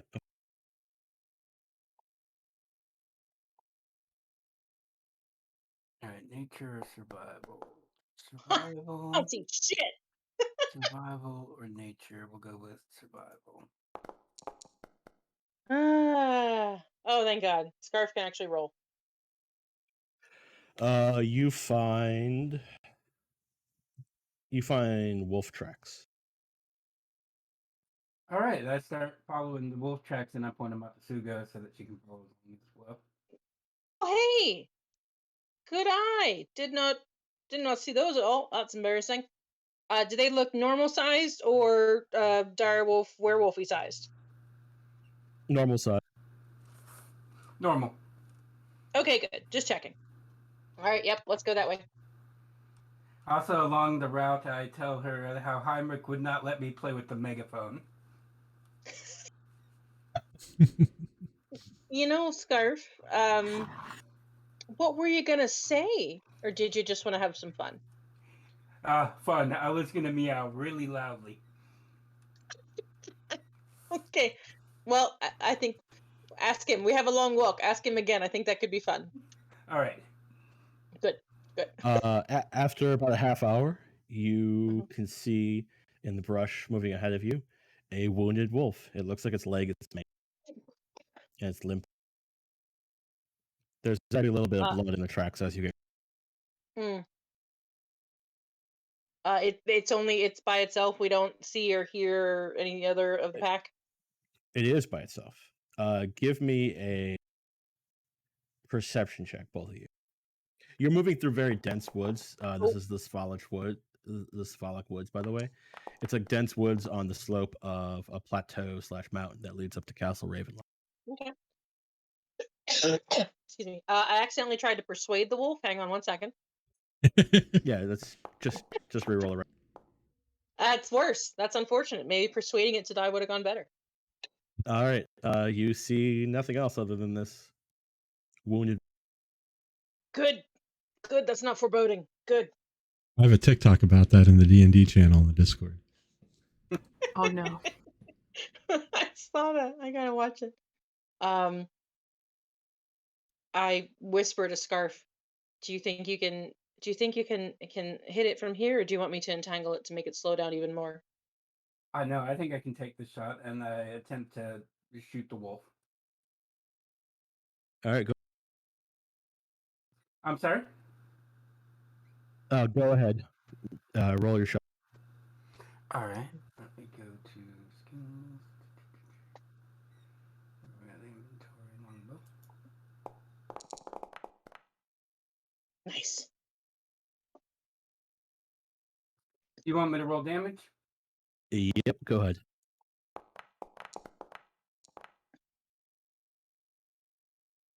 All right, your arrow solidly pierces right through its back into its rib cage and slumps over after just a couple of feet of instinctual running. All right. I remove the arrow and kind of try to field dress the wolf so that we can take it with us. Try not to lose too much blood if you can. Okay. I'll gather Go it up ahead and and not lose the blood. give me a survival check to field dress it. Sure.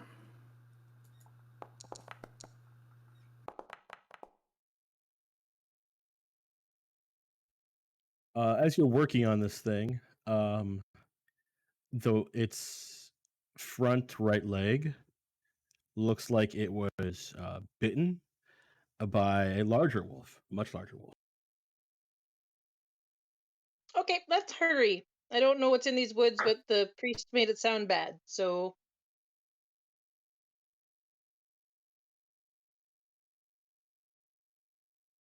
Yeah, once we've got the organs out, I'll just throw it over my shoulders. Right, If you're trying to conserve the blood, you probably don't want to open it up. Yeah, no, we won't. Oh, okay. No guts or anything. Okay, then I just chuck it over my shoulder. It is fully dead, right? It's not gonna come to on me. Yes, it's Okay, I didn't want to pull a Tommy Boy or whatever that is.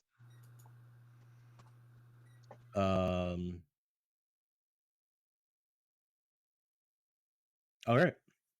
And that's you head back to town, and it was surprisingly easy.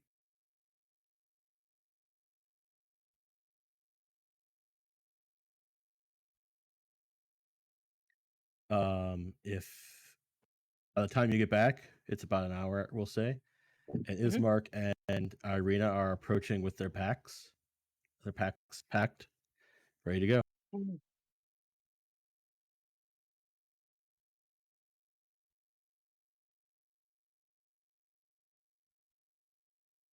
I kind of wave at them as they approach, but then I go to the front door of the church and knock. Father Donovich comes out. And he sees the wolf and he's like, okay. Would you help me by helping me get it down?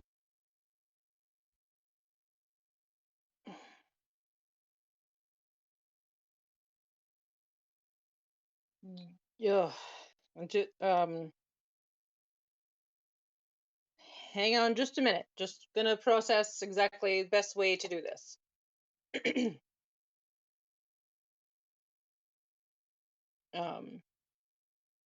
just kind of look to the group as they reassemble. Anybody have any thoughts, suggestions? We're just gonna open it and chuck it down there, or That's what I would do.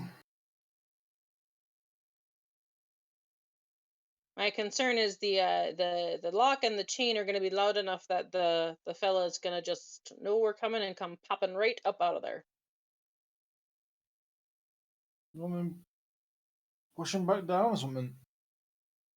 Good. All right. I don't see any other way. Get this over and done with. All right, Father, lead the way. He says we could loosen the chain a little bit, so we don't have to pull the chain completely off. Okay.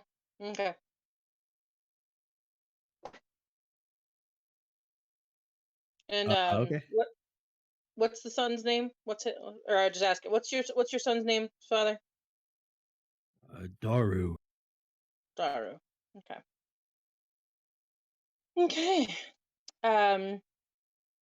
Not meaning to be rude or upsetting, but Scarf, can you just have your bow trained on the door there? Get it. Thank you. I drop the wolf onto the floor first, so I can just like lever it in with my staff. Okay. Yeah, I don't want the 3 seconds of getting it off my shoulder. I just want to be able to slap it right in. Cirllia will go in there too to be back up to help in case she has to like turn undead. Thank you. Okay. The priest. Cirllia, do you think we ought to tell him what we're doing, or just surprise him?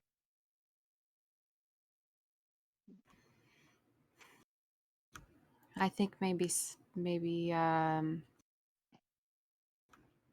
surprise him.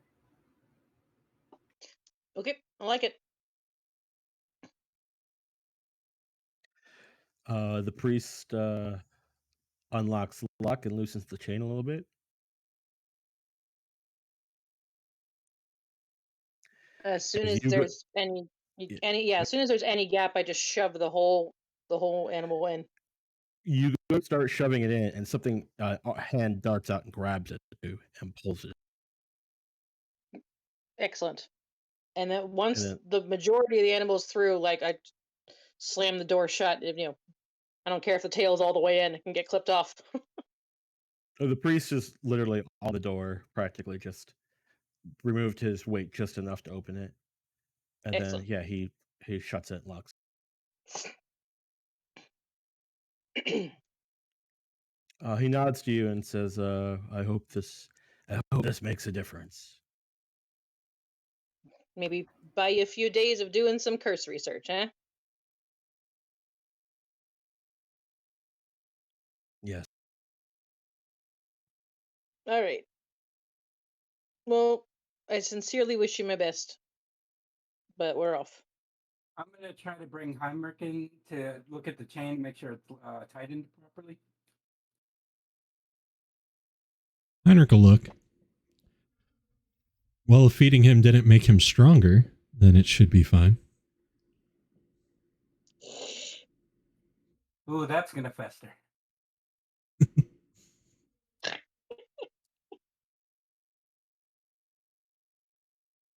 Okay, maybe Cirllia didn't consider that part. Yeah, that was not on my notes. Yeah, the priest is just kind of like, is that a possibility? Absolutely. He Okay. was pretty strong when I got him down here the first time.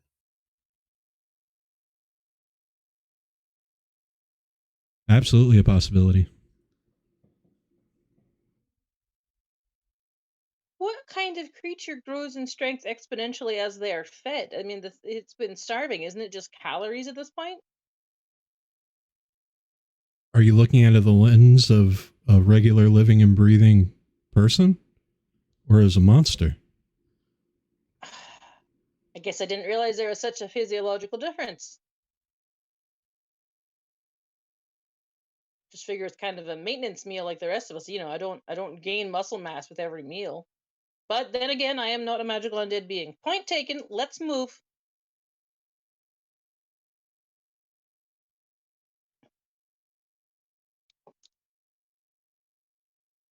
I don't believe. Mm-hmm. Star follows saying tabaxi are natural hunters. You did great. Yeah. You did. One Yeah, shot, you're one a kill. buddy. Attaboy. Yep. He smiles as he leaves.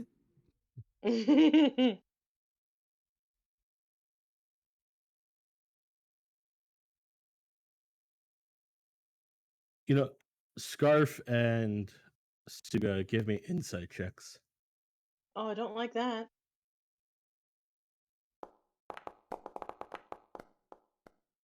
Hey, good roll. Finally. I don't know why I Would rolled you 20. want Oh, I did. insight? Insight? Okay. Yeah. 2 decent rolls. Right? We get thoughts. As people who have hunted before, that was surprisingly easy. Like, easier of a hunt, especially for a wolf, than you've ever had in your whole life. Like, not just that we were lucky enough to find a wounded animal and took it down, but like maybe that was bait for something else. You don't know what else because nothing happened, but it definitely was fishy. No, it was a wolf. But I'll probably discuss that. I'll probably discuss that with Scarf as we start walking. Like, did that? I mean, I'm glad it's done and over with, but did that seem almost too easy to just stumble upon a wolf with a bad leg? It was way too easy, our hunt was. I think we should talk to Heinrch about it. He needs to know. Sure, I don't. Well, and then did you see the bite on the wolf's leg? It was bitten by a much larger, canine-looking thing. So, well, then again, we do know there's werewolves in the area, don't we? Yep. Let's walk fast. Shit. Shit. Tsuga's just over this whole town. This whole All right, I adventure. talked to Heinrch about my misgivings about the hunt being too easy. That definitely sounds like bait.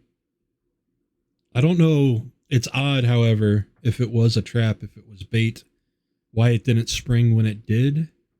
But if something was intelligent enough to set it up, then their motives can be more complex than we understand right now. I mean, the werewolves we fought the other night were intelligent enough to speak, weren't they? Absolutely. Okay. I really hope that I'd really, until the past few weeks, there's a very short list of monsters that I'd been aware of and engaged with. I don't want that list to keep growing. It's going to. Right? I don't. Okay. I'm gonna go back to the swamp. This is stupid.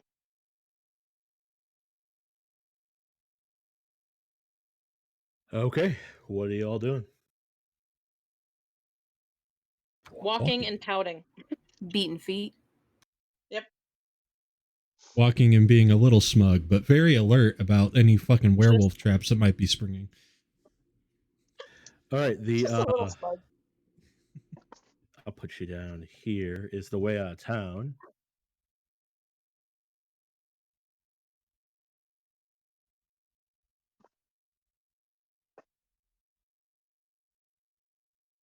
This is the old Sphalic Road that moves through town and continues to the southwest from here.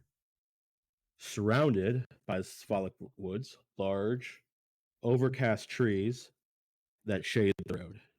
The road itself is old beaten dirt, and every so often there will be a cobblestone in the road as well, looking like this was maybe once a cobblestone road that has gone into great disrepair.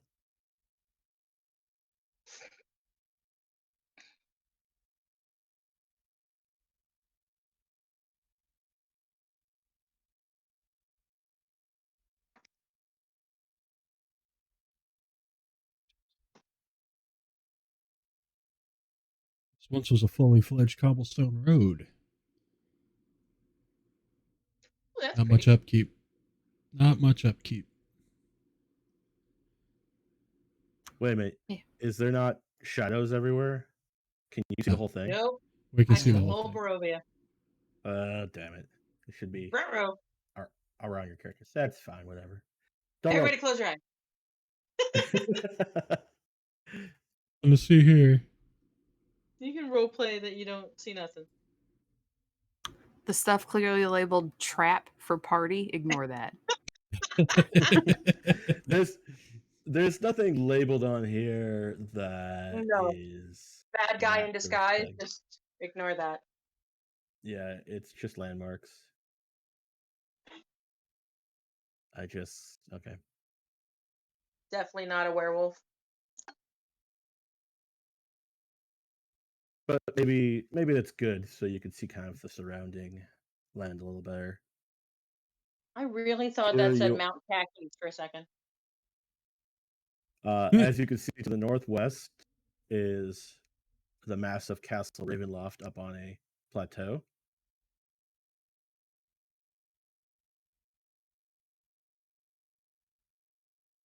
As you cross the Ivlis River, a old stone bridge greets you.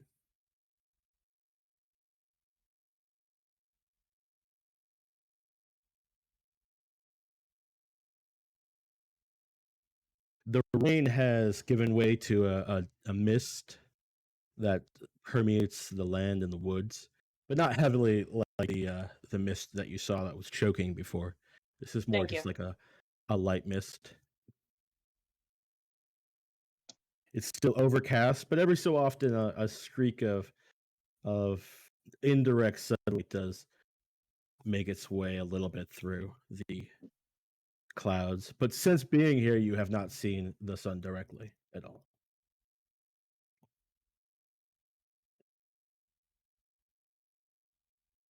As you cross the bridge, you come across a graveyard at the side of the road. Like a small family one? Like a small graveyard, yeah. Maybe like 20 plots. There's Okay. a stone fencing, a stone wall, low stone wall, maybe 3-4 feet high around the graveyard. And in the middle of the graveyard is a gallows. Huh. And it looks like there are some men working in the graveyard. They're digging a grave on one side. How wide is the top of the fence? Like wide enough for someone to walk across? Yeah, there's a gate, and they're like it's a 4-foot tall stone wall actually, and there's a couple gates, one in the front and one on either side. So it's just a big box, 4-foot stone wall, and graves and a gallows in the middle, and like a standing area in the middle too, in front of the gallows. Yeah. As we're There's walking past, oh, sorry, go ahead. there's a hanging body Ew. from a noose on the gallows, and it looks like another noose. Someone was taken down recently because the noose is loose and lying on the gallows. Perhaps So these when grave diggers when I are first burying them. Mhm. When I first see the wall, I tag Scarf and like go to jump up on it and walk like a balance beam for a few feet. And then I see the hanging body at the gallows and just like, oh, I just stop. Kind of tail droops a little bit like, well, I was about to have a little bit of fun and now it's death again. Shit.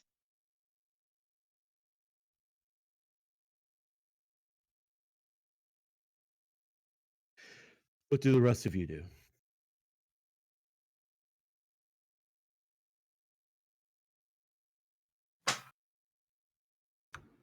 Strahd will watch the people digging the grave for a second. She's looking to see if any of them like have any marks of faith or anything like that on them. They're both wearing long coats with some sort of hats. One a top hat and one like a derby or something. Torn up and old though, and they're just digging. You can't see any sort of marks of faith on them. Gotcha.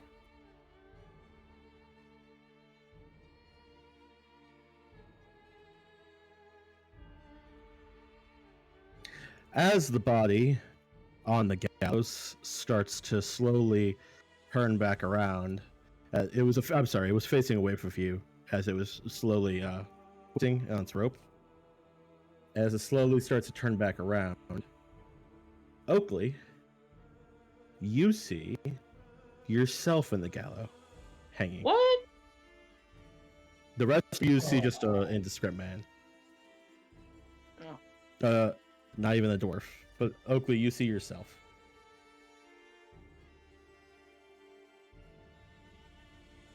On this again.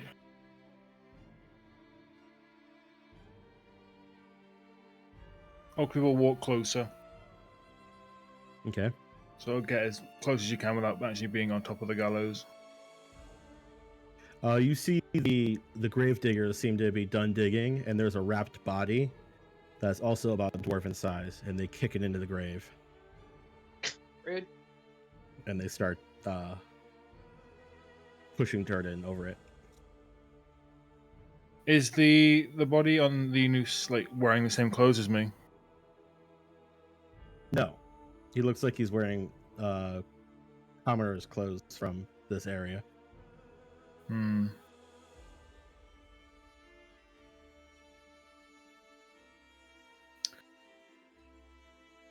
will call somebody over. Who shall I will call over Cirllia. Cirllia will come over. Is that a dwarf? Is it a dwarf? Is it a dwarf? No, Cirllia, you don't see a dwarf. You see a Barovian man, middle age. No, Okli, it's a human man. Barovian man looks at it. Okay. Heinrch, I'll take that medical now, if you would. Are you feeling okay? I don't know anymore. I must be, I must be tired or something. It looks. I see myself up there, which is obviously wrong because I'm right here and I'm down here. But well, I can try to answer. The grave diggers take a break at this point in time, and they kind of walk out of the graveyard and lean up against the wall. They're watching you guys, but they're also pull out some like potatoes and carrots from their coat and start eating. I can check you for any physical ailments. However, if it's something of the mental variety, my inspection of you may not. Well, it might confirm that it is not physical and therefore likely mental or supernatural. But yes, I'll examine you. If you're doing a medicine check, I will assist you and give you guidance. Okay.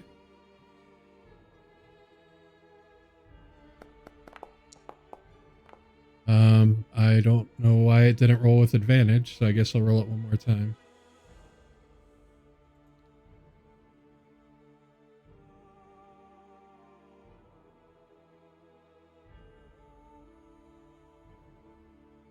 $21.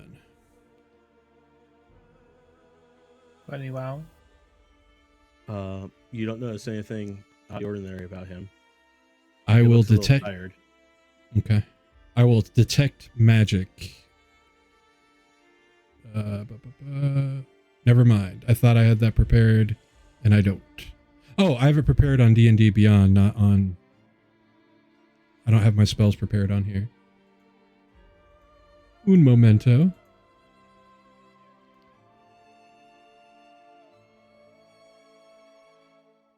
Oh, I can't... No, I don't. Never mind. You look fatigued. Not so fatigued as to bring about hallucination, however. Tomorrow I'll see if I can sense anything of a mystical nature. Okay. Let's get out of this graveyard. It's giving me chilly. Okay. Give me a perception test, Okli. Actually, everyone can give me a perception test.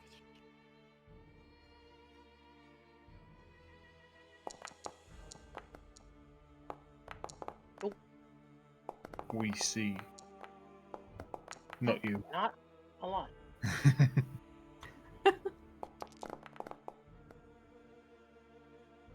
Oh, thank God, Heinrch can see. Yeah, Heinrich definitely can see. Pretty much everyone but Tsuga.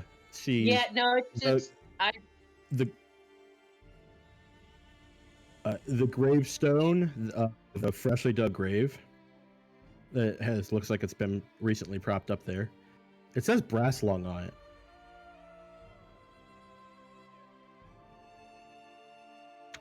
Huh. Now, are we all hallucinating, or is that real? Heinrich points.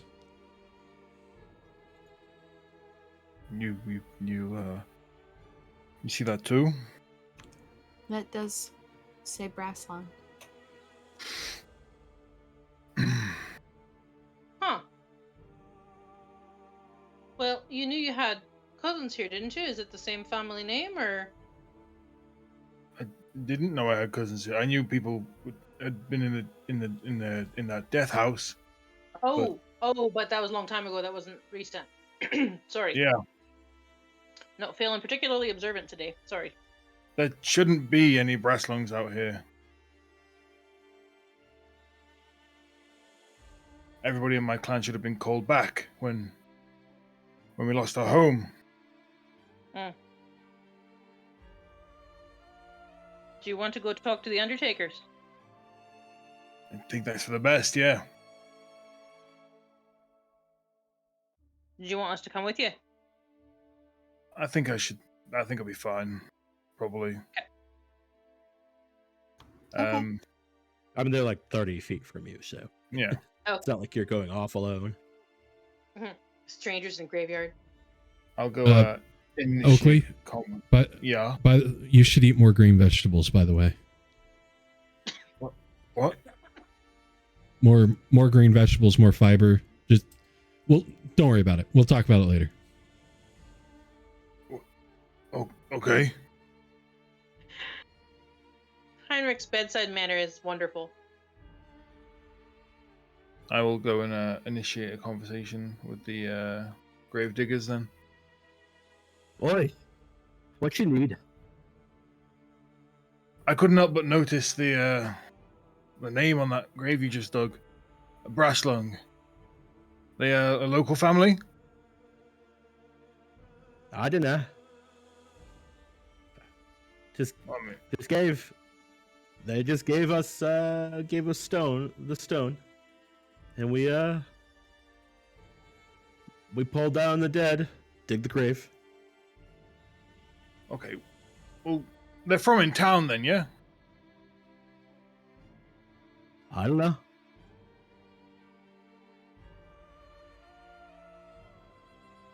Well, who gave you the headstone then?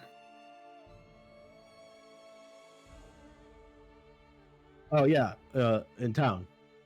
Exactly. Right. Okay. Oh. It was At the mercantile to pick up. It was a delivery.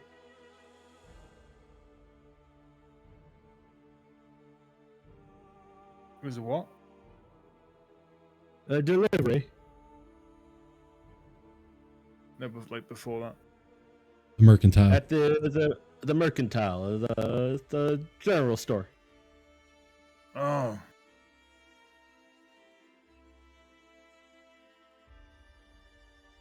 You know the oh, fella? Well, I mean, I myself am a Brasslung. I didn't know. What a break. You could go say goodbyes. Well, I didn't know. I didn't know the fella. It's a large family, you see. If you say.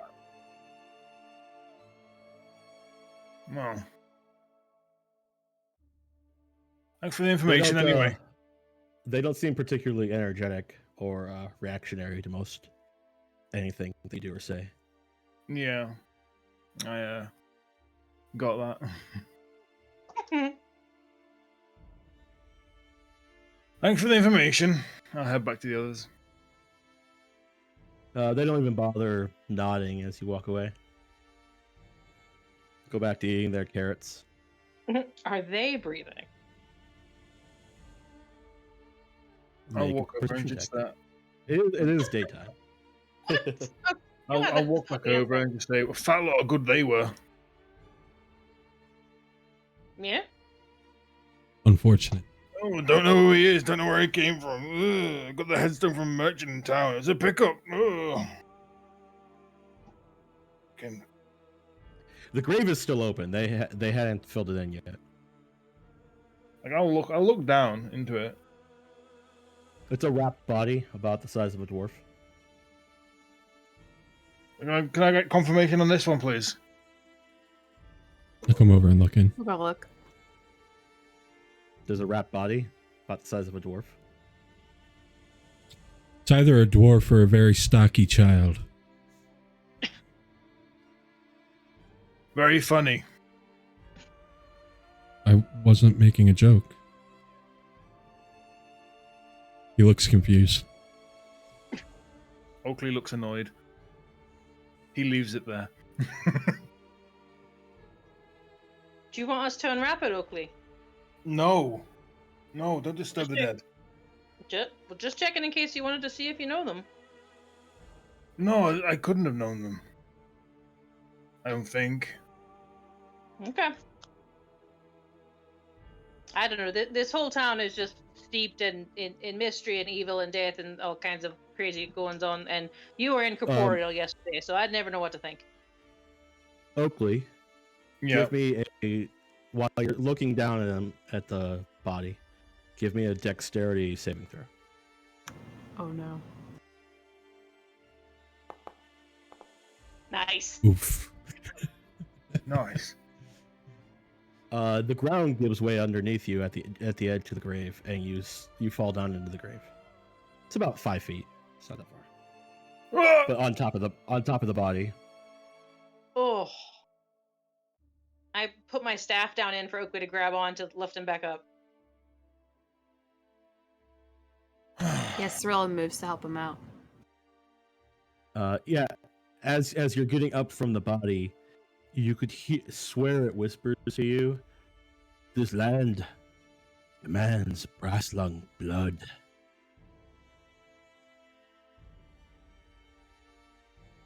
It hungers for it.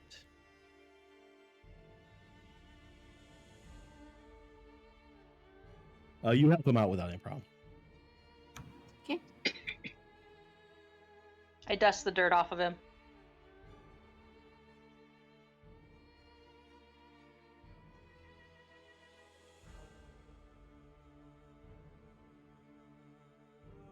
Okli just sort of stood there, like processing.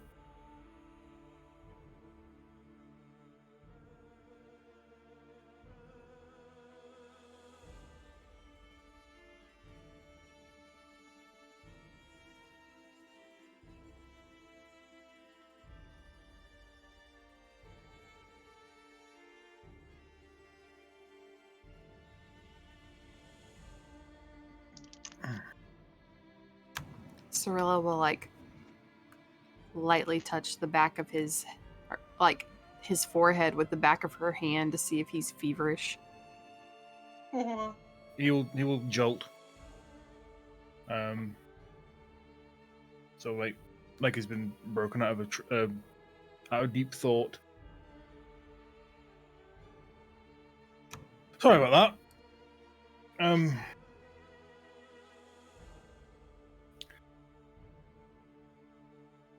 Might be still hallucinating just a little bit. You know. Okay. Shall we move on? Yeah. He'll look back at the body and like where he fell. Like shoddy grave diggers. I do have detect magic. I would like to see if there is a magical effect on Okli right now. Okay. There's not. Okay.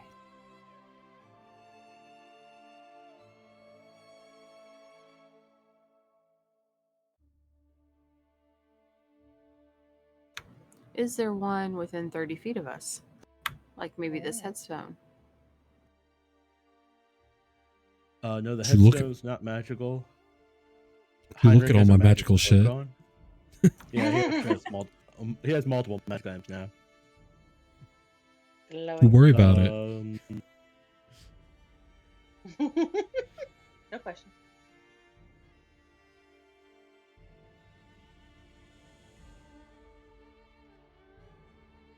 Nothing else.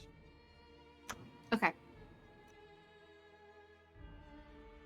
As you're looking around, though, give me a perception check. Your passive perception's enough. Up in the woods, at a higher slope, there's a large wolf. You might even say a dire wolf, and it's just watching you. It's far off. Other people could give me a perception check if they want, but it's going to be pretty high. Cirllia's just really good at that. Nah, Heinrich's still confused of why what he said was taken as a bad joke, so he doesn't look.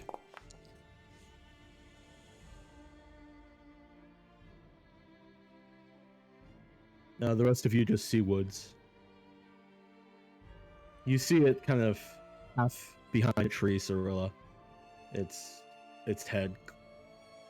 You can see clearly though, and it's definitely watching you guys.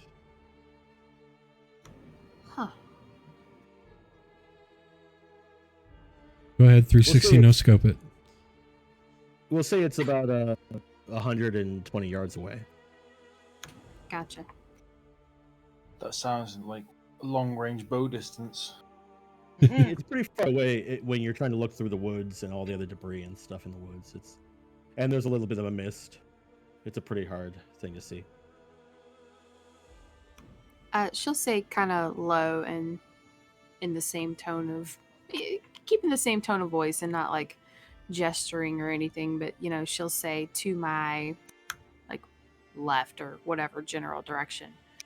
And she'll say, don't necessarily look over there, but be aware that we are being watched by something in the woods. What kind of something? A very large wolf. Huh. Perhaps whatever laid the bait now has our scent. Nighttime's going to be interesting, I wager. Ugh. I think we should maybe get back on the road. Yep. I agree.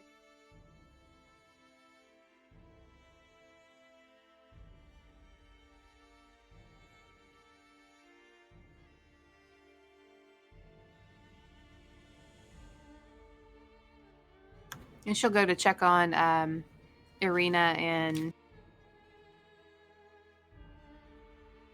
They're just attentively watching whatever you do and also watching the woods around you.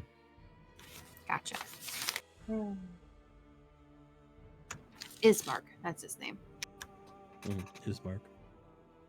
Like Bismarck without the B. That's what I keep wanting to say. Yeah.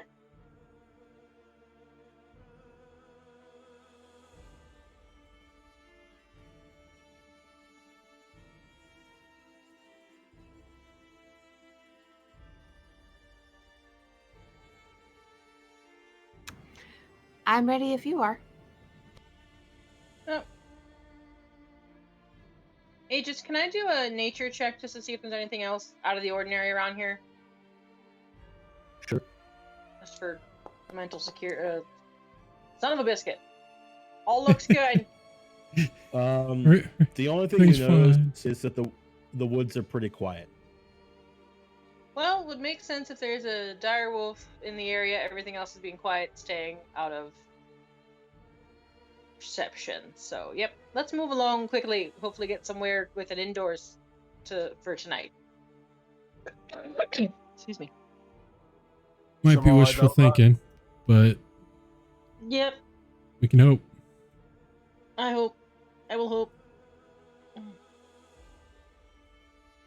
Want to buy rope trick? All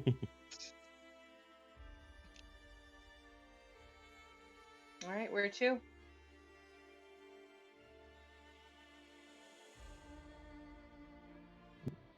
We follow the road. The road in front of you, Tsuga, forks. One path goes south, one path goes north. Well, they're both going west still. Okay. I look to Irina and Ismark and ask them which direction towards their safe house or their the next stop. Ismark says, well, I think they both get there eventually. But there's a Vistani camp along the northern path. I'm all for going places more densely populated when there's animals watching us, if that works for everyone else's goals.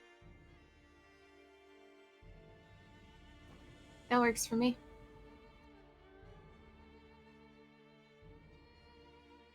So onward to the Vistani then.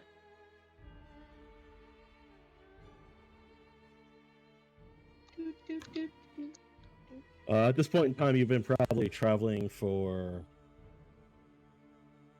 4 or 5 hours. So it's like early afternoon. Okay. I hope they don't make me dance again. The road gradually disappears and is replaced by a twisted, muddy path through the trees.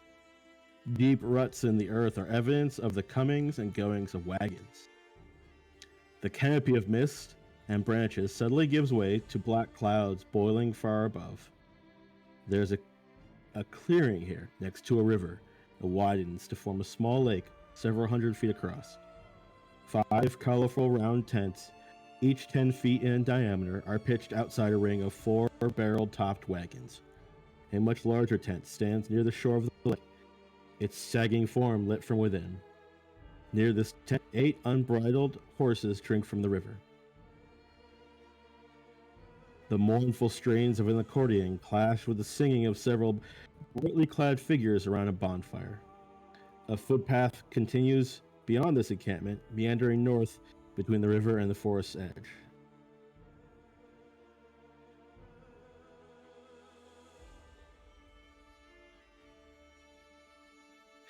As you approach, the music stops, and the Vistani turn to look at you. About 12 are around the fire, already starting to drink this by mid-afternoon. Sure. Though there do seem to be a few coming out of the wagons who are not drinking.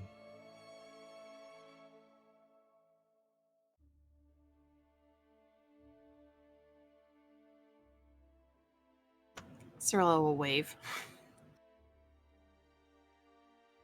One of the women waves back at you. I'll do the same then, for a non-threatening greeting. Hands open wave.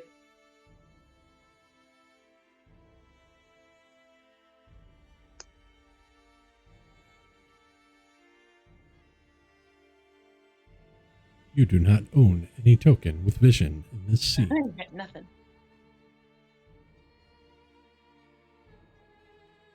Oh, that's fun. What does I see things I shouldn't see? There it goes. Son of a biscuit.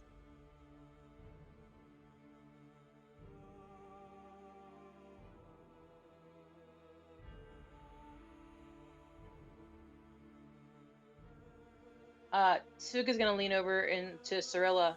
Do you think we could ask if they have any medics or clergy or whatnot who can look into curses, or should we not be spreading the word about the priest there with the son? I think we can casually ask about curses and not necessarily say it's for anyone in particular. Right. A woman, perhaps in her 20s or early 30s, starts to approach you. She has a sleeveless, long coat with long sleeved shirt underneath it. Long black hair tied back, and a gourd in her hand, possibly full of wine. She slowly approaches and says, "Well, hello there. What brings travelers out this way?"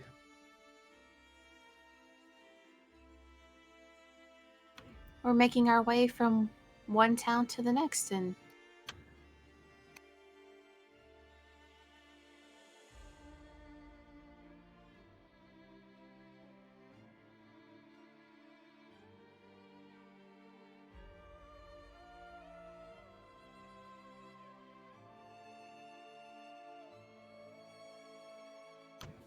I'm sorry if we disturbed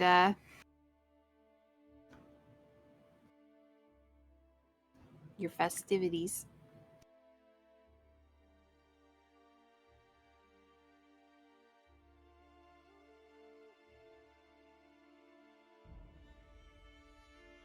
Oh, nice. Here are some Oh, fun. Vistani being festive.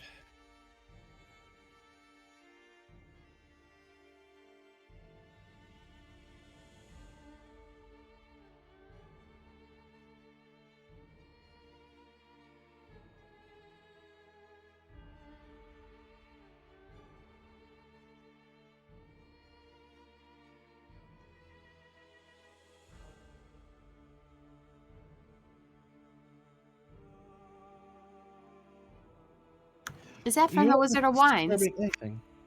Mm. Oh, of course. Of course. The Wizards of Wines is the only place to get any decent wine in this land. We've only heard the best things. Indeed.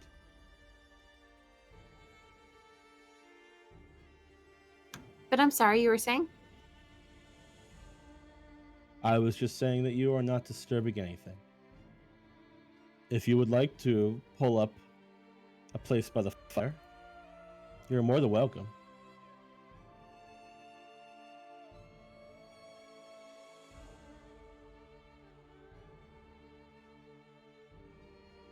I look at Heinrch. So it seems a bit early to stop for the night, but there's safety in numbers.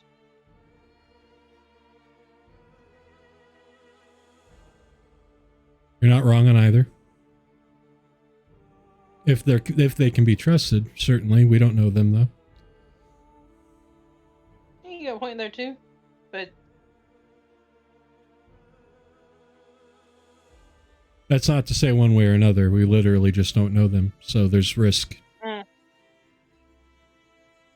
that is true. I suppose we could ask if they've seen any overly large wolves in the woods. It's a concern that they deal with.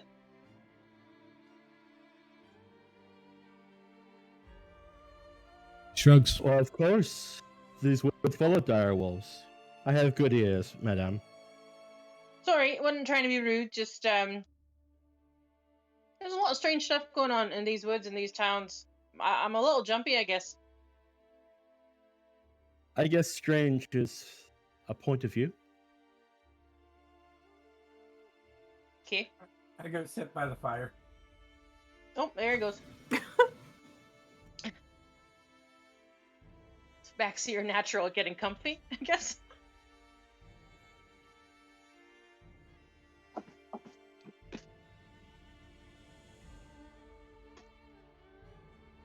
How do you Irina and Ismark look?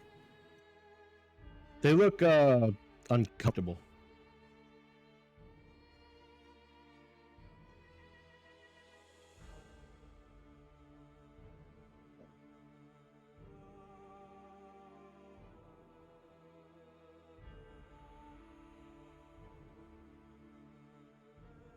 Uncomfortable, like with stopping in general, or with the Vistani? Do I need to do an insight for that, or?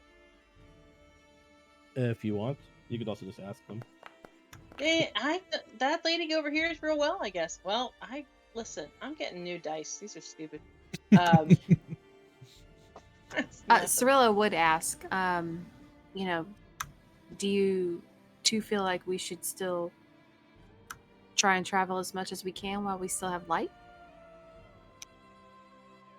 I don't know the right answer to that. Night out on the road could be very dangerous. But the Vistani, he whispers to you, they are often thought to be spies for the Devil's Strahd.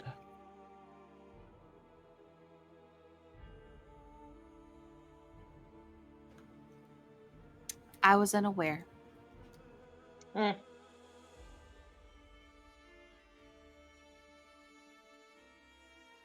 The Vistani woman speaks up. Well, if you all want to spend the night near here, you are more than welcome. And I'm sure Madame Eva would welcome talking to you before you leave.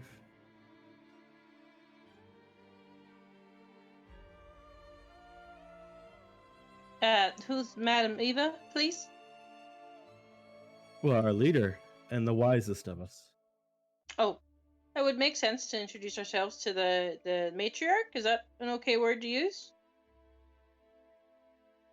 I suppose, though I not call our society matriarchal. All kinds of things to learn. Could I buy a gourd of wine from you folks? No, but you could have one. And she smiles at you. That's a good deal then. Thank you very much. I'll accept. Ooh, could I have one as well? Yeah.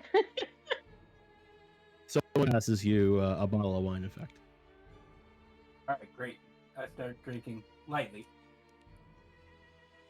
It's very generous of you. Thank you.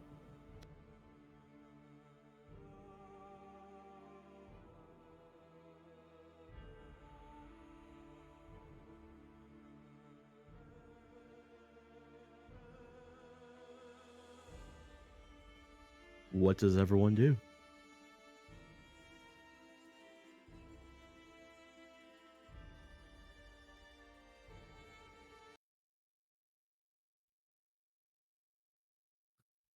What is I think- Okli doing right now?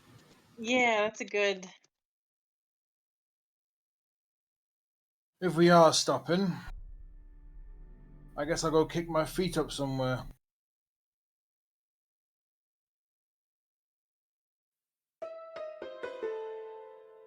Hopefully, it's gonna find like a nice Cue the music. nice spot, like next to a wagon probably, and just lean up against it, like sit down against it, and then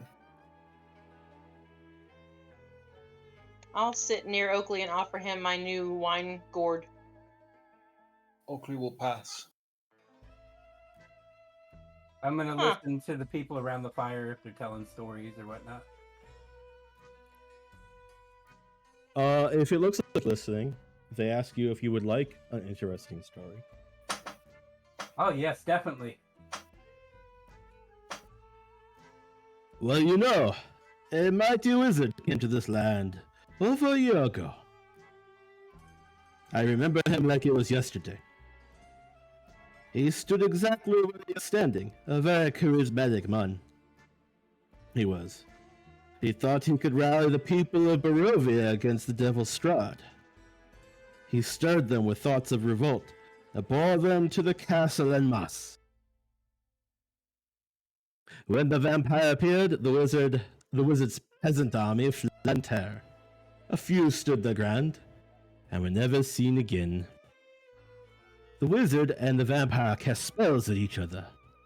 Their battle flew from the courtyards of Ravenloft to the precipice overlooking the falls. I saw the battle with my own eyes. Thunder shook the mountainside, and great rocks tumbled down upon the wizard, yet by his magic he survived. Lightning from the heavens struck the wizard, and again he stood his ground. But when the devil Strahd fell upon him, the wizard's magic could not save him. I saw him thrown 1,000 feet to his death. I climbed down to the river to search for the wizard's body, to see if, he had anything valuable. But the river Ivulus had already spirited him away.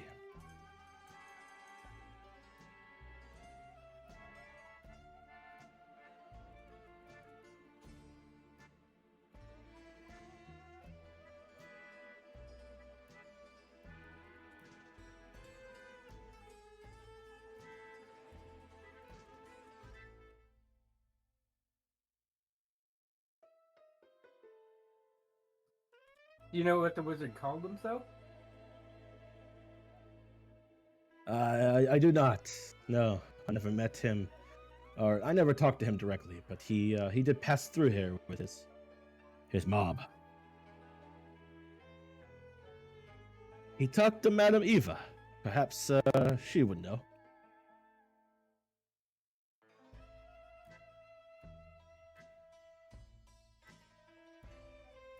Okay, well, thank you for the story. Ah, of course. Drink. I do.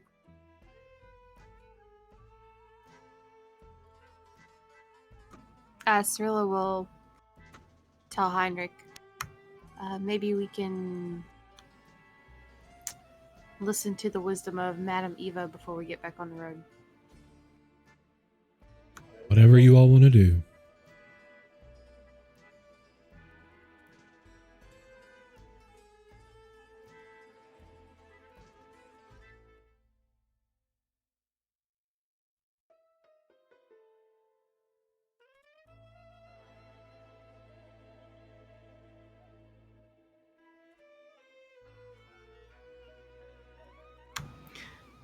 Would it be possible for us to meet with Madame Eva now? Anything is possible.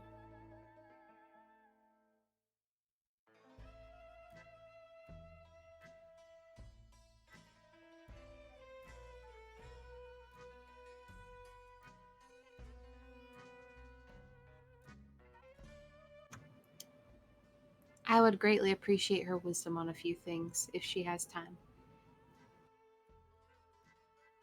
She motions to the tent over here. The Okay. northeast.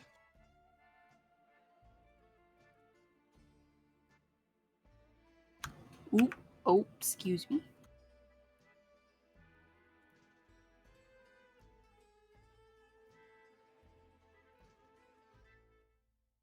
I excuse myself from the fire and say, I'll be back. They smile and nod and actually kind of laugh at some sort of inside joke as you head towards Madame Eva's tent. If Okay. Okli doesn't look like he's moving, I'm going to stay at the wagon with him. Do we see these big thingies? Those are horses. Ah, okay. Draft horses, in fact, that look like they would probably pulled the wagons. A likely story. Where draft horses, maybe. The draft horses that were eaten by displacer beasts. Oh God, wait. You said that right. Magic flames cast a reddish glow over the interior of this tent, revealing a low table covered in black velvet cloth.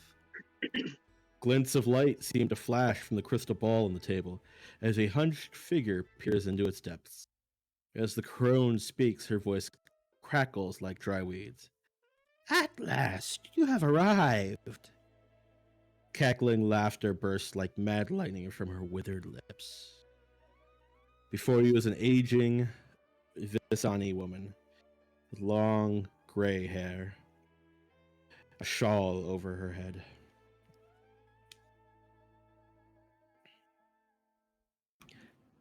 Come, Cirllia, sit before me. She'll blink, but sit down. Were we expected? Yes, I have seen your arrival before it happened.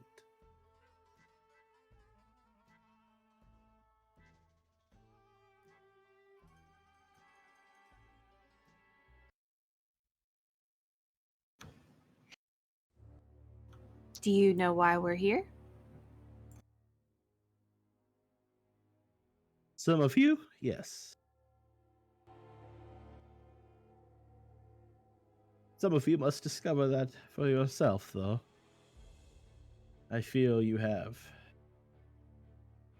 unfinished business here.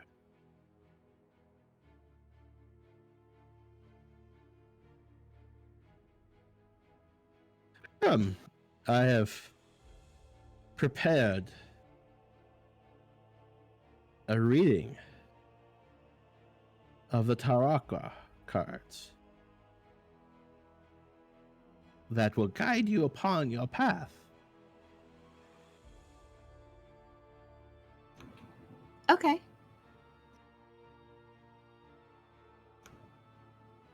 What do I need to do?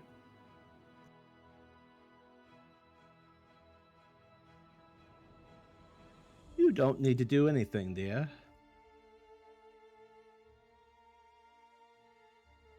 You have already done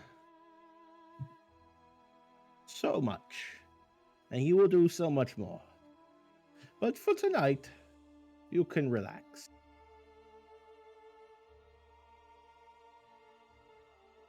She pulls out a large deck of some sort of cards with engraving upon the back.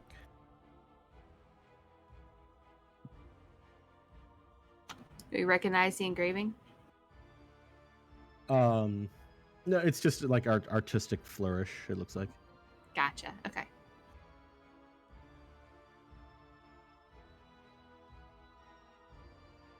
Are you prepared?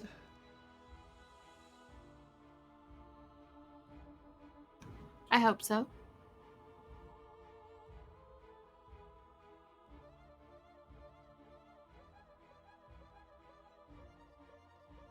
Yes.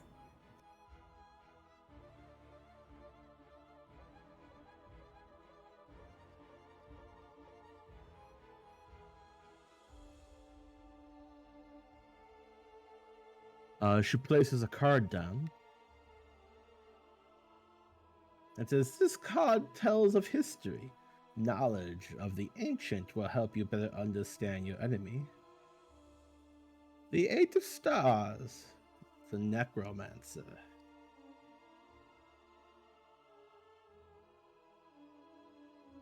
A woman hangs above a roaring fire. Find her, and you will find the treasure.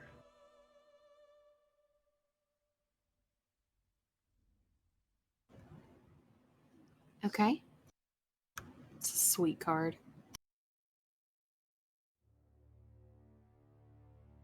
She pulls the next card from the stack. This card tells of a power. Sorry, that was me. I got startled by the card. Go ahead. This card tells you a powerful force for good and protection. A holy symbol of great hope.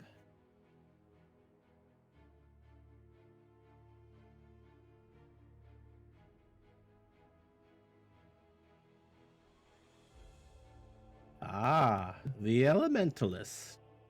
5 of Stars. This treasure is hidden in a small castle beneath a mountain, guarded by amber giants.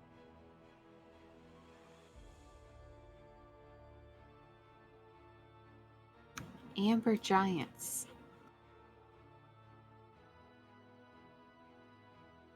This is a card of power and strength. Tells of a weapon of vengeance. A sword of sunlight.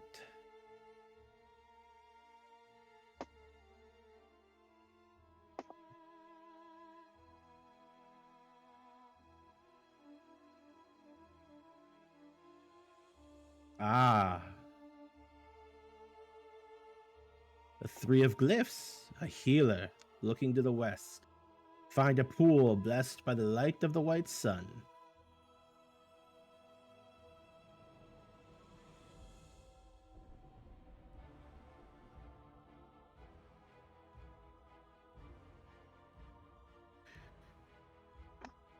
This card sheds light on one who will help you greatly in the battle against darkness.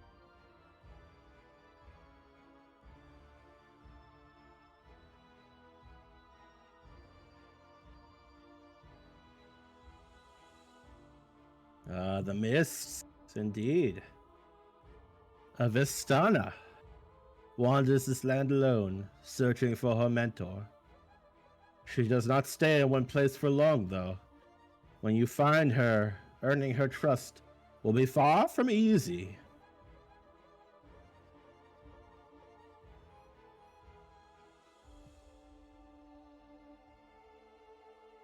And finally, your enemy is a creature of darkness whose powers are beyond mortality.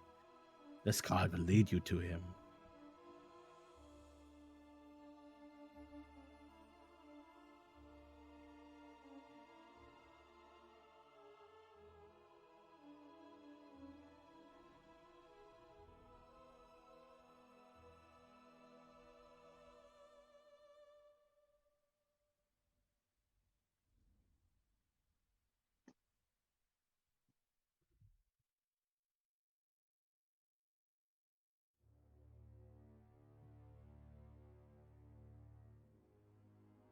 Did she draw the last card or? Oh, there Yeah, we go. I was finding it. Ah, the Executioner, the Jack of Spades. Indeed. I see a dark figure on a balcony, looking down upon this tortured land, with a twisted smile.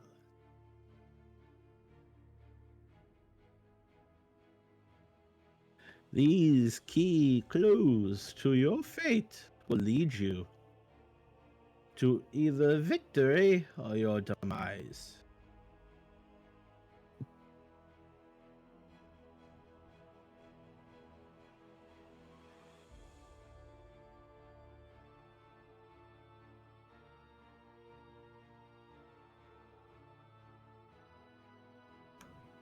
We'll look for these signs in our travels. Thank you. Indeed. Have you enjoyed the wine and the festivities outside?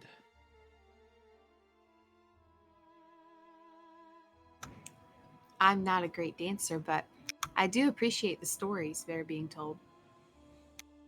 Ah, I fear that you may not find respite again after this night for some time. Perhaps I am wrong.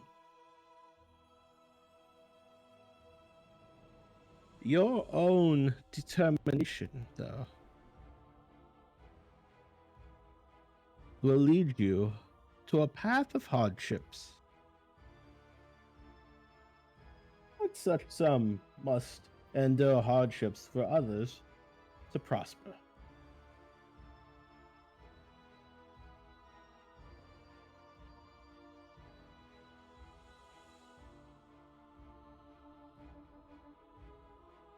I'm sure it's whatever hardship is worth the reward.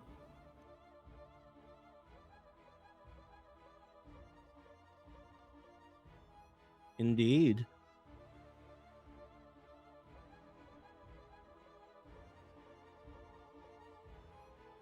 Tell me, Cirllia, have you seen the moon since entering this land?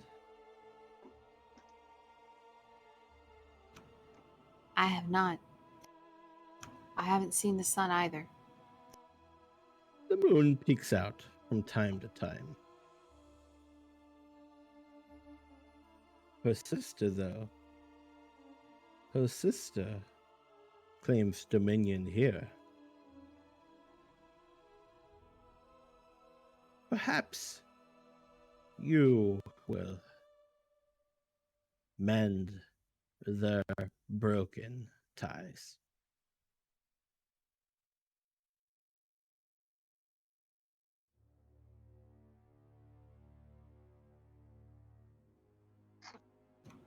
How would... I can't even imagine how someone like me could do that.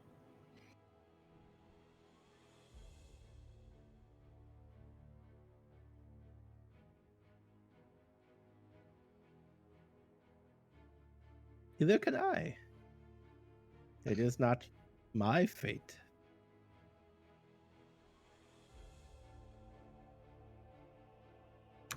That's fair enough.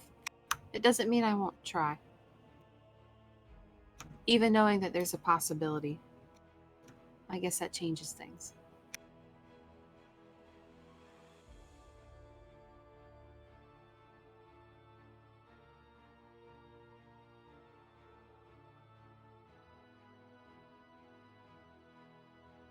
How about you, Van Richten? What do you hope to find here? I didn't come here of my own volition. There's nothing I seek except for to leave. Ideally with those that were swept here with me.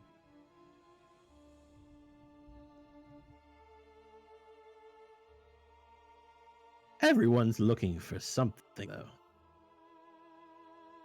Many lost things find their way to Barovia.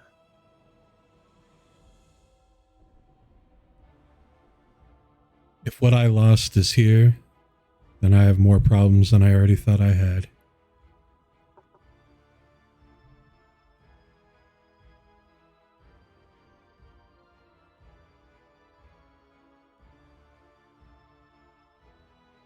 Oh, son, your problems are just beginning.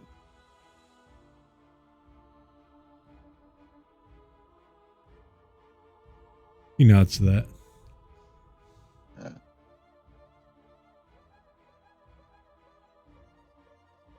But I think you will find what you need here. You may not even know what you need, but you may find it here. Time will tell.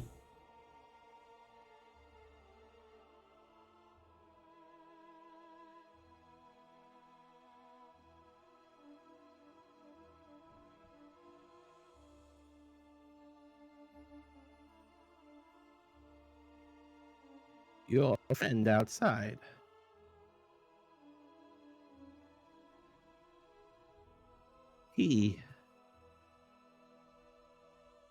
Does he seek revenge or simply understanding?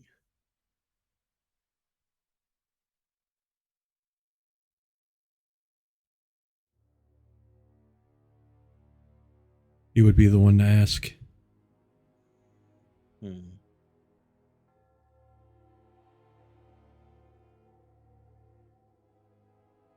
Everyone's motives seem to be muddied by some emotion or the other. Inconsistent, to say the least. You discount these emotions?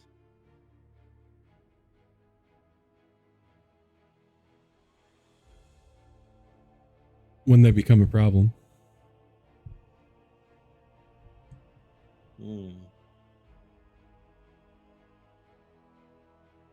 But they may lead you to answers that you did not even know the question to ask. Or they may lead me and others to their doom. It's true.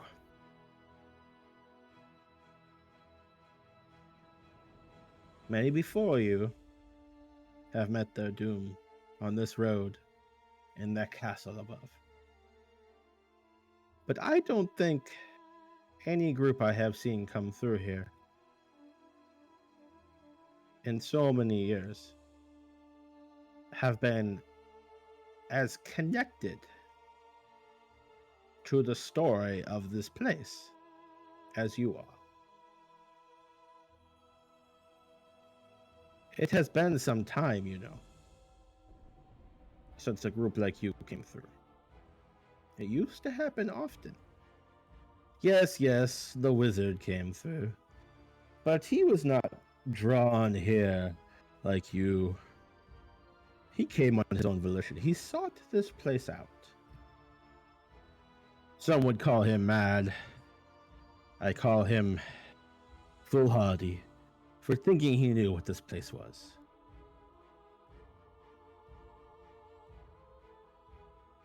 We've been accused to being similar.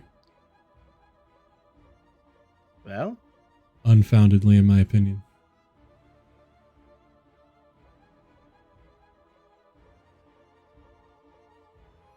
I guarantee you, this wizard was far more powerful than all of you combined. But power alone is not enough to conquer the mysteries of Barovia. To free it. Well, that was one of his problems. He thought he knew. We know we don't. It's true. But like I said before, your emotions, they may lead you to answers that you do not know to ask the question. He had no question or answers, no connection. And he paid for it.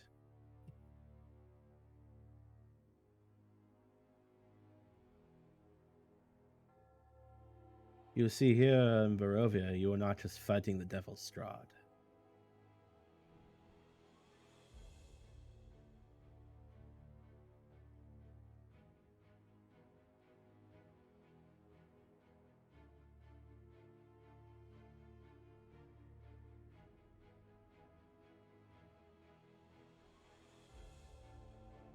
What do you want, Tabaxi? I always find cats to be such a mystery. Madam Eva, I do have a question. Please, you've been so quiet and patient, young man. The first card you pulled was the Necromancer. Is it possible that represents the one that I hunt? Is it possible that he's here? Anything is possible, but that card did not represent him. Okay, thank you. That card represented a tome of knowledge that will help teach you about your enemy. You find that tome, you will understand what you must do to defeat him. Okay.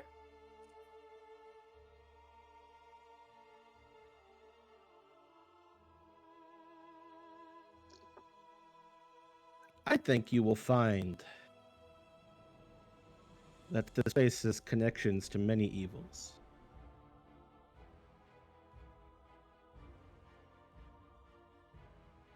Both here and in your world.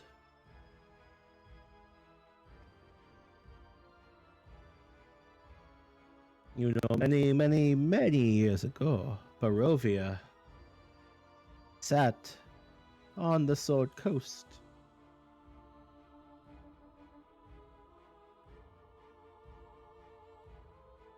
But perhaps its origins is a story for another night. Let me go back to Okli and Tsuga for a minute.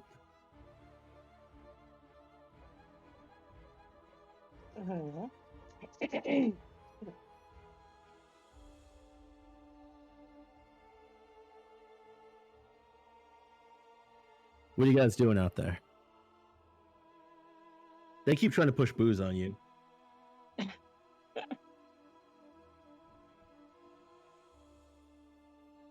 Oakley will stoutly refuse. Tsuga accepts politely a couple times, or she'll have a sip of what they offered, not a full drink, but she's just listening to the music and sitting in companionable silence. Okay. I would love to try to listen and see if I overhear anything suspicious, since the Ismark and his sister are nervous. But it's not my, like, I'm not trying to be sneaky or, probing. I'm just observing. What sort of suspicious thing? They were worried that the Vistani are spies for Strahd, so, like, I'm listening in case I hear anything about vampires or werewolves or Strahd or anything like that, but I'm not, like, engaging in a conversation. I'm just casually listening to voices with the music. Other than the story they told earlier about the wizard fighting Strahd, they don't talk about Strahd at all. Okay.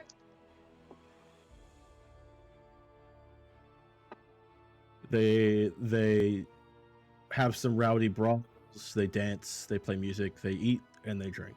They offer you food as well. I'll definitely take them up on food. Excuse me. Eventually Ismark drinks a little bit. Irina never does.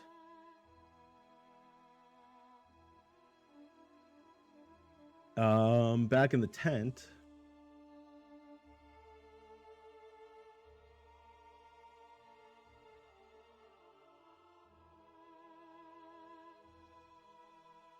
the Madame Eva. So you have decided to protect the girl, I see.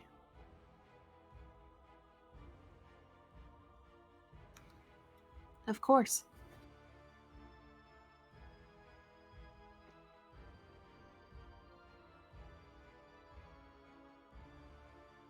Our history in this land is long and troubled.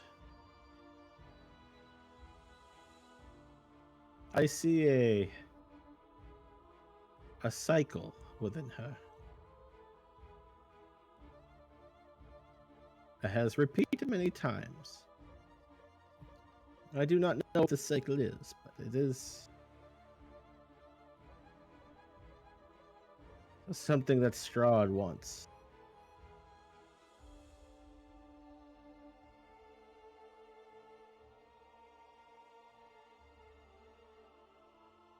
Maybe that's good enough reason for him not to have it.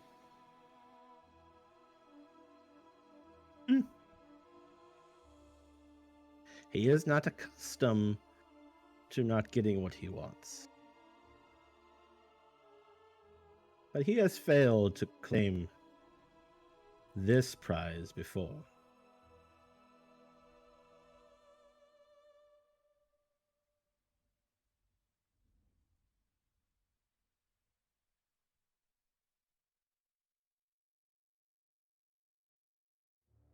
Well, I hope you enjoy the festivities out there, unless you want to get back on the road as quickly as possible. Though I can tell you that a bonfire is a much safer place at night here than the open road.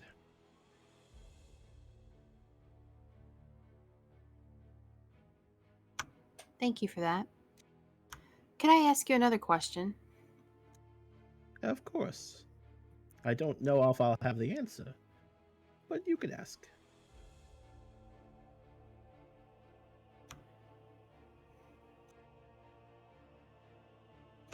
I'm curious about removing curses. What kind of curses? Well, we've seen some that change people. Mm-hmm. And there's some that I'm not sure if they maybe are just affecting someone's mind.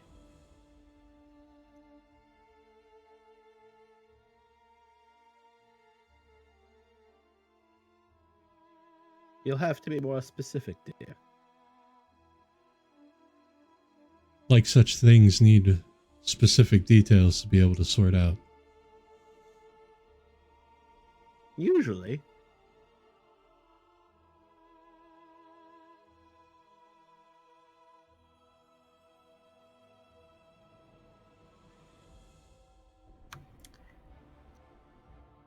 Madness is prevalent within this realm, though. So sometimes I worry you will see a curse where it's merely a mind breaking.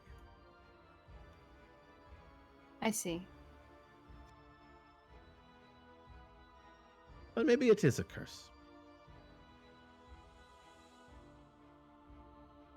You know of a way to I'm sorry. Do you know of a way to break the curse of undeath?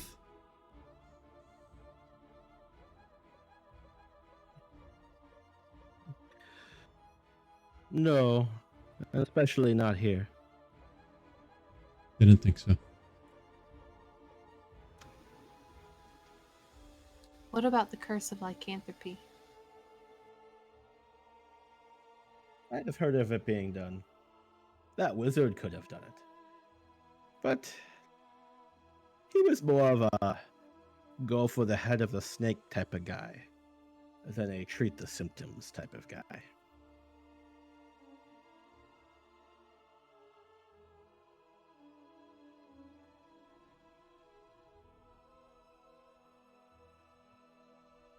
Heinrch keeps his inner monologue inside. Personal growth. He's definitely not thinking about having 2 cures for lycanthropy on his belt right now.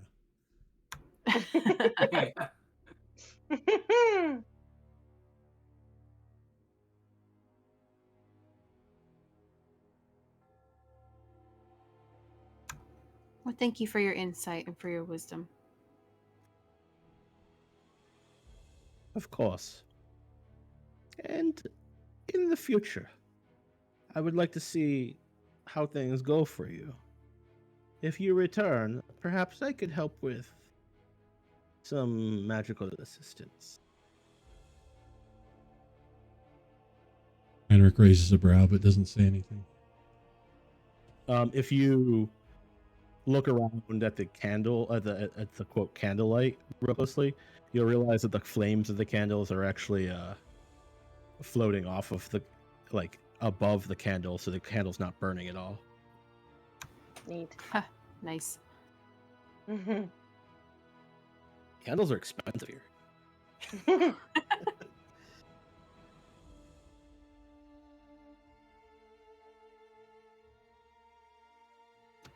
I'm sure we'd appreciate whatever assistance you'd want to give us.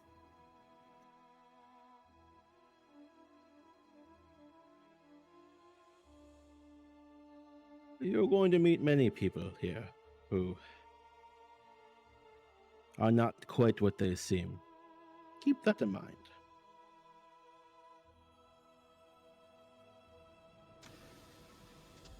I will, thank you.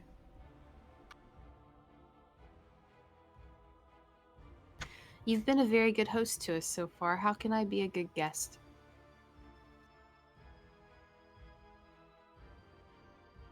I simply want to see how your story goes.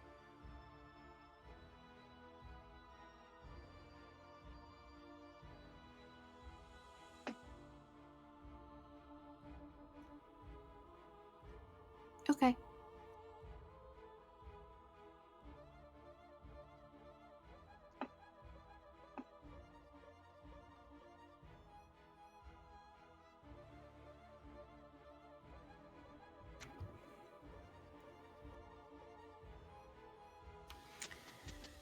She'll look to Heinrich and Scarf to see if they had any other questions.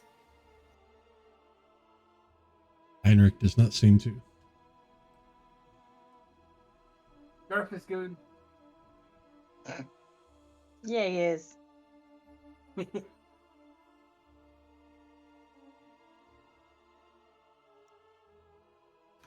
thank you for your time, Madam Eva. We really appreciate it.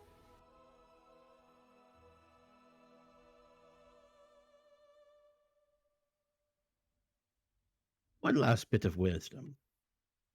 Hmm? There is times here you will be offered things.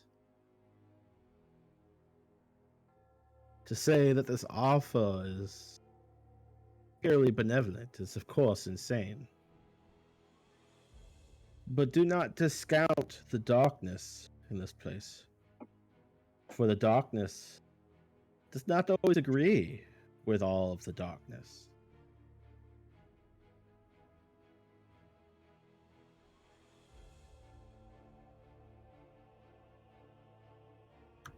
varying degrees of darkness?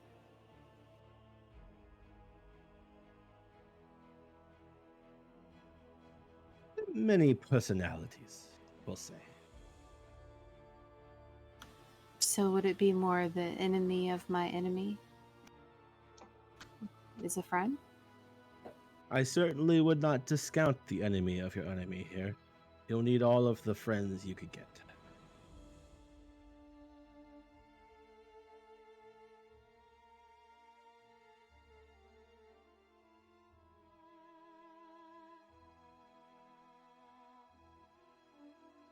It's definitely something to consider. Thank you for that.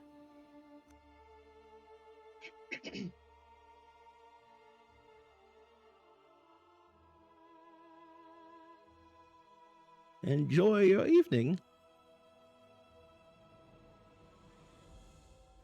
Thank you, Madam Eva. You as well. Cirllia will get up to leave. Heinrch will follow. I will leave as well.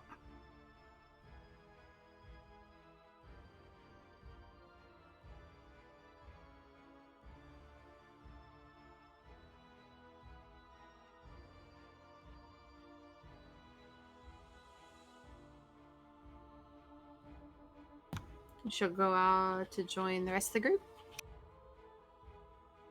Okay.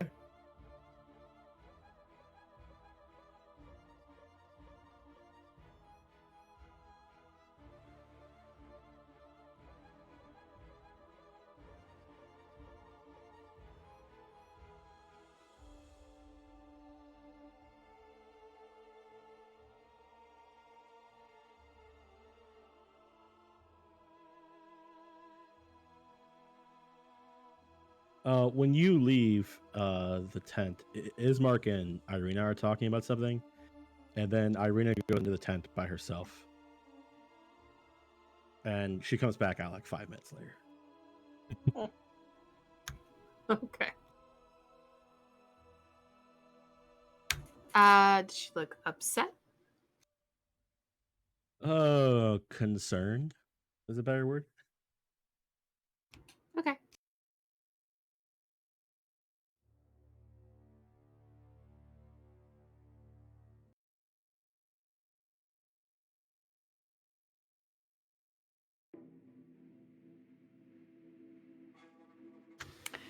Cirllia will ask Irina and Ismark, do you want to push on and risk camping off the road or camping here and making a very early start of it?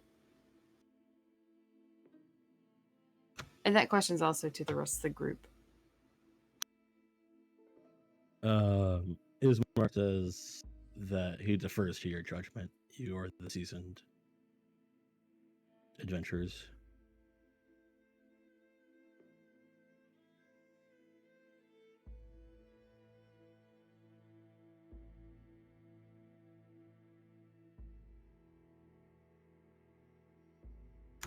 What do you think, Heinrch? Okli?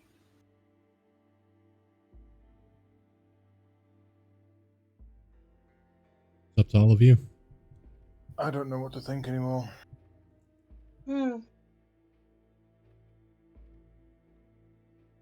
Well, we're all more rested than we have been in the past, so having multiple watches if we do keep on moving isn't as bad. Irina, about how far are we from our final destination, please?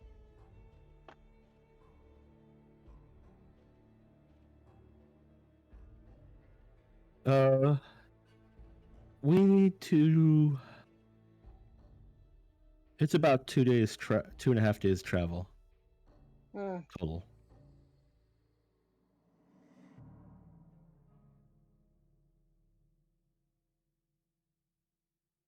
Well, it's a long way, but not prohibitive. My gut, purely just based on the fact of the wolf watching us from the woods, means to stay near fire and more people. But that's just my gut. What about tomorrow night? And we have make sure we're all rested and set lots of watches. How's that make that We can different make from our own tonight? fire tomorrow night. Ismark says, "Well, we might make it to the old blood grinder by tomorrow night." The old what? Oh, the old bone grinder. It's well, it's the windmill you own now.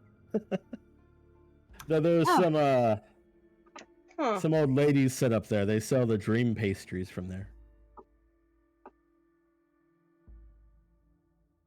Okay, but you did say bone grinder, right? Yeah, it's a windmill. They call it the old bone grinder. I don't think it's ever grind bones. What was that about? Dream pastries? Yeah, the meat pies the old ladies sell. They call them dream pastries.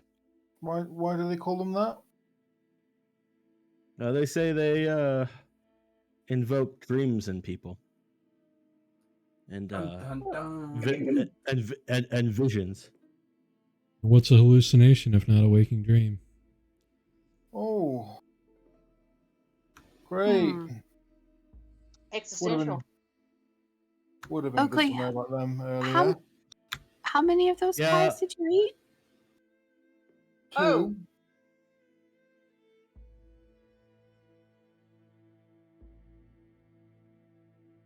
It's late afternoon by this point in time, probably. Yeah. You probably could get like 2 or 3 more hours. Well, 2 more hours of travel before dark. It got too dark to travel. And then we'd be setting up camp in the dark. I mean, we can all see in the dark, so that's not as big an issue. Yeah, that's true.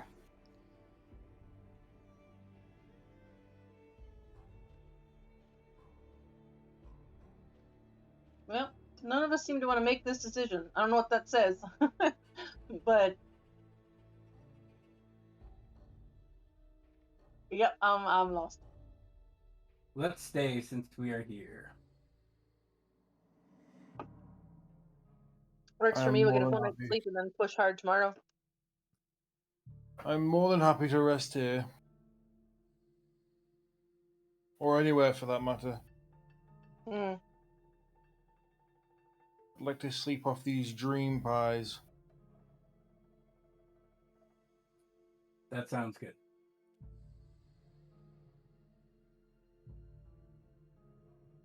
Okay.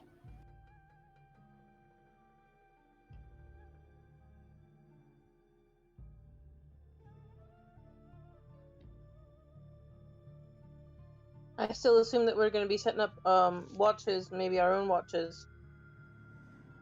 I'm happy to good take with that. first. Mm-hmm.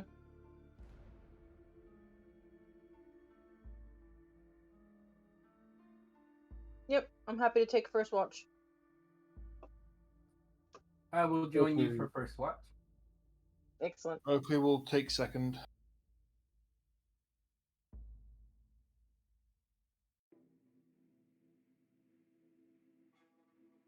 Cirllia will take third.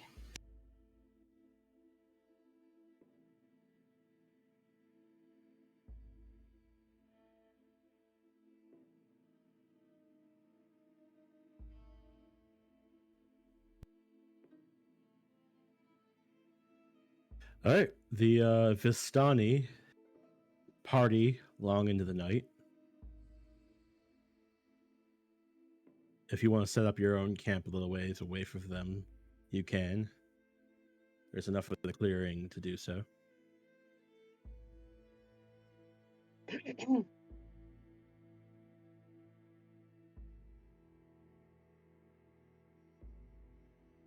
Or you could just sleep by the fire. But you probably won't get to sleep until sometime in the early morning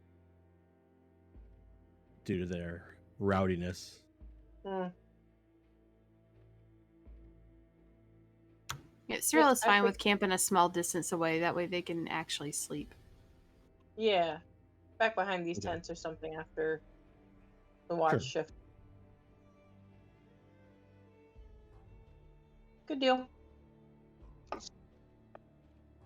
Who was first watch? Scarf and me. Scarf and me. Yep. Okay.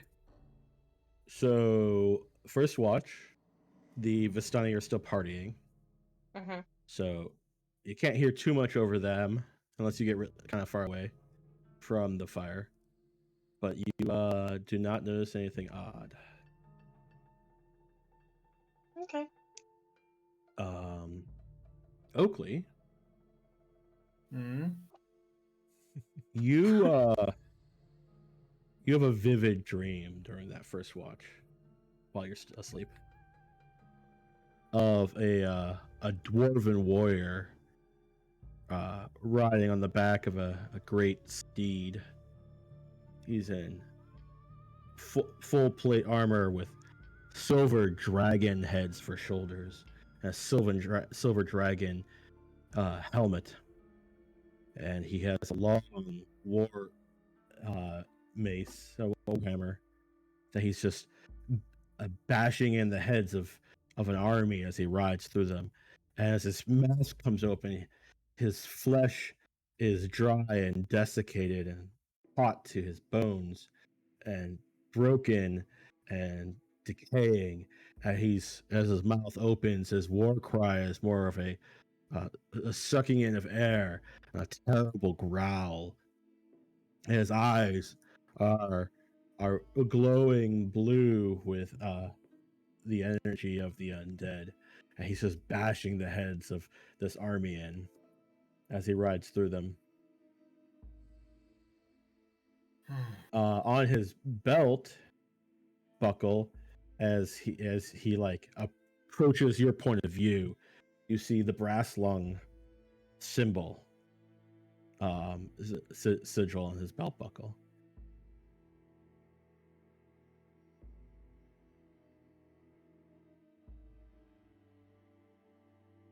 And then it's like he approaches you and swings his hammer down at you, and then you wake up out of your dream.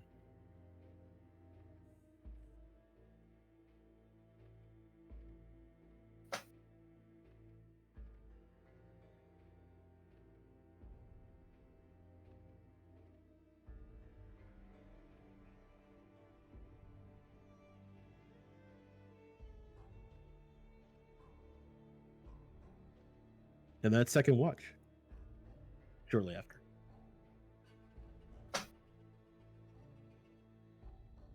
Tsuga will lay down to sleep just like right behind one of these tents, so she's still nearby in case anything happens. Okay. Who is on second watch? Okli. The smell of the battlefield still fills your nostrils.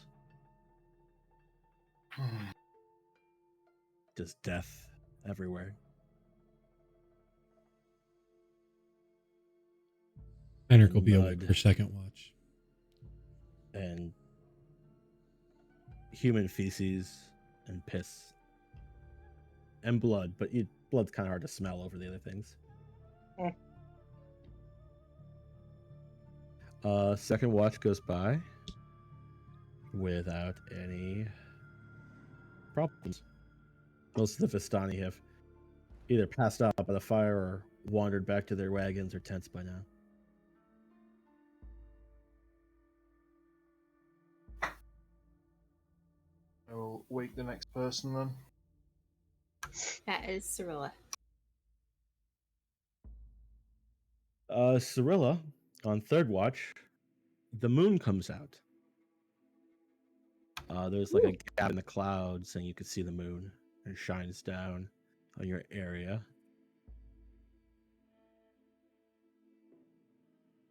It's a half moon right now, but it feels very sad here. Like the moon is. It's almost you get the feeling like it's morning.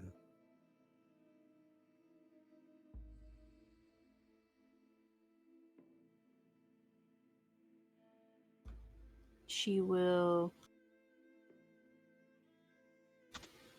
do some prayers, soak in the moonlight, still be alert. Mm-hmm.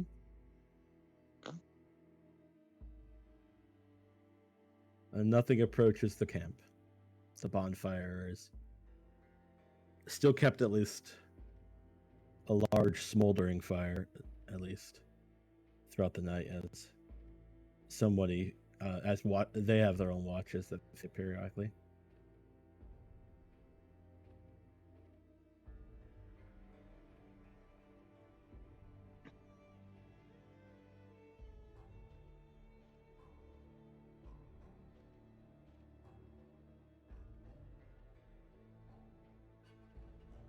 But otherwise, your watch goes off without a hitch.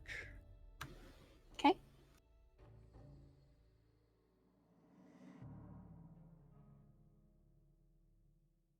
Morning comes. A couple of indirect rays of sunlight pierce through the clouds here and there, but for the most part, the dark, black clouds continue to cover the land. But there's enough sunlight that it's like a heavily clouded day. Could we wrap up here? Because I'm about to pass out. Yeah, we could call it 11 if you're having issues. Yeah, I'm genuinely incredibly tired for some reason, so... Mainline that Mountain Dew, man. I've been having Nighttime water. espresso. Maybe I should invest in some caffeine. During the daytime, though. Anybody else have anything to add before we wrap up? Nothing in particular if all the watches are calm. Yeah, morning comes without too much of a problem. And nothing strange from the camp itself. Nobody, creeping up on us while we're sleeping. Nobody. Nope. Anything weird like that internally. Okay. Nope. Did any of the guards remark when the moon came out? Like, did they note that it was kind of rare or something like that, or? No.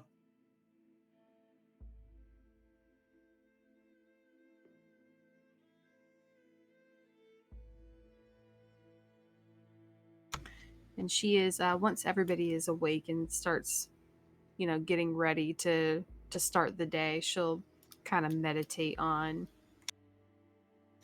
what she felt during her watch. Okay.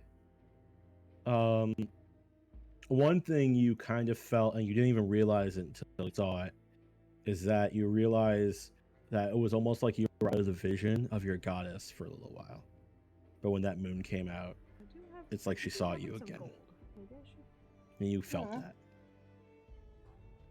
Oh, nice. Maybe she was looking for you and didn't realize that you were here. And then she felt sad. So take that as you will. Okay.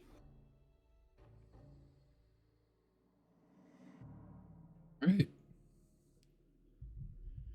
Well, Aegys, thank you for running. Everybody, thank you for playing. And you guys, thank you for watching.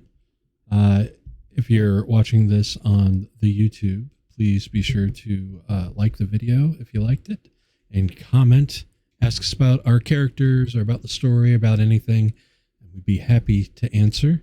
We'll be back, I believe, Sunday morning and definitely Sunday night for more streams of D&D, and then again on Tuesday. So it's going to be busy couple of days here on the channel. I hope to see you guys there. Yeah, hope everybody has a good weekend. We're going to raid out to one of our players in Citadel of the Unseen Sun, Snowfliz. So tell her hi and where you came from and give her some support. So have a good weekend, and we'll see you Sunday, hopefully. Bye. Okay, bye. Bye. Bye-bye.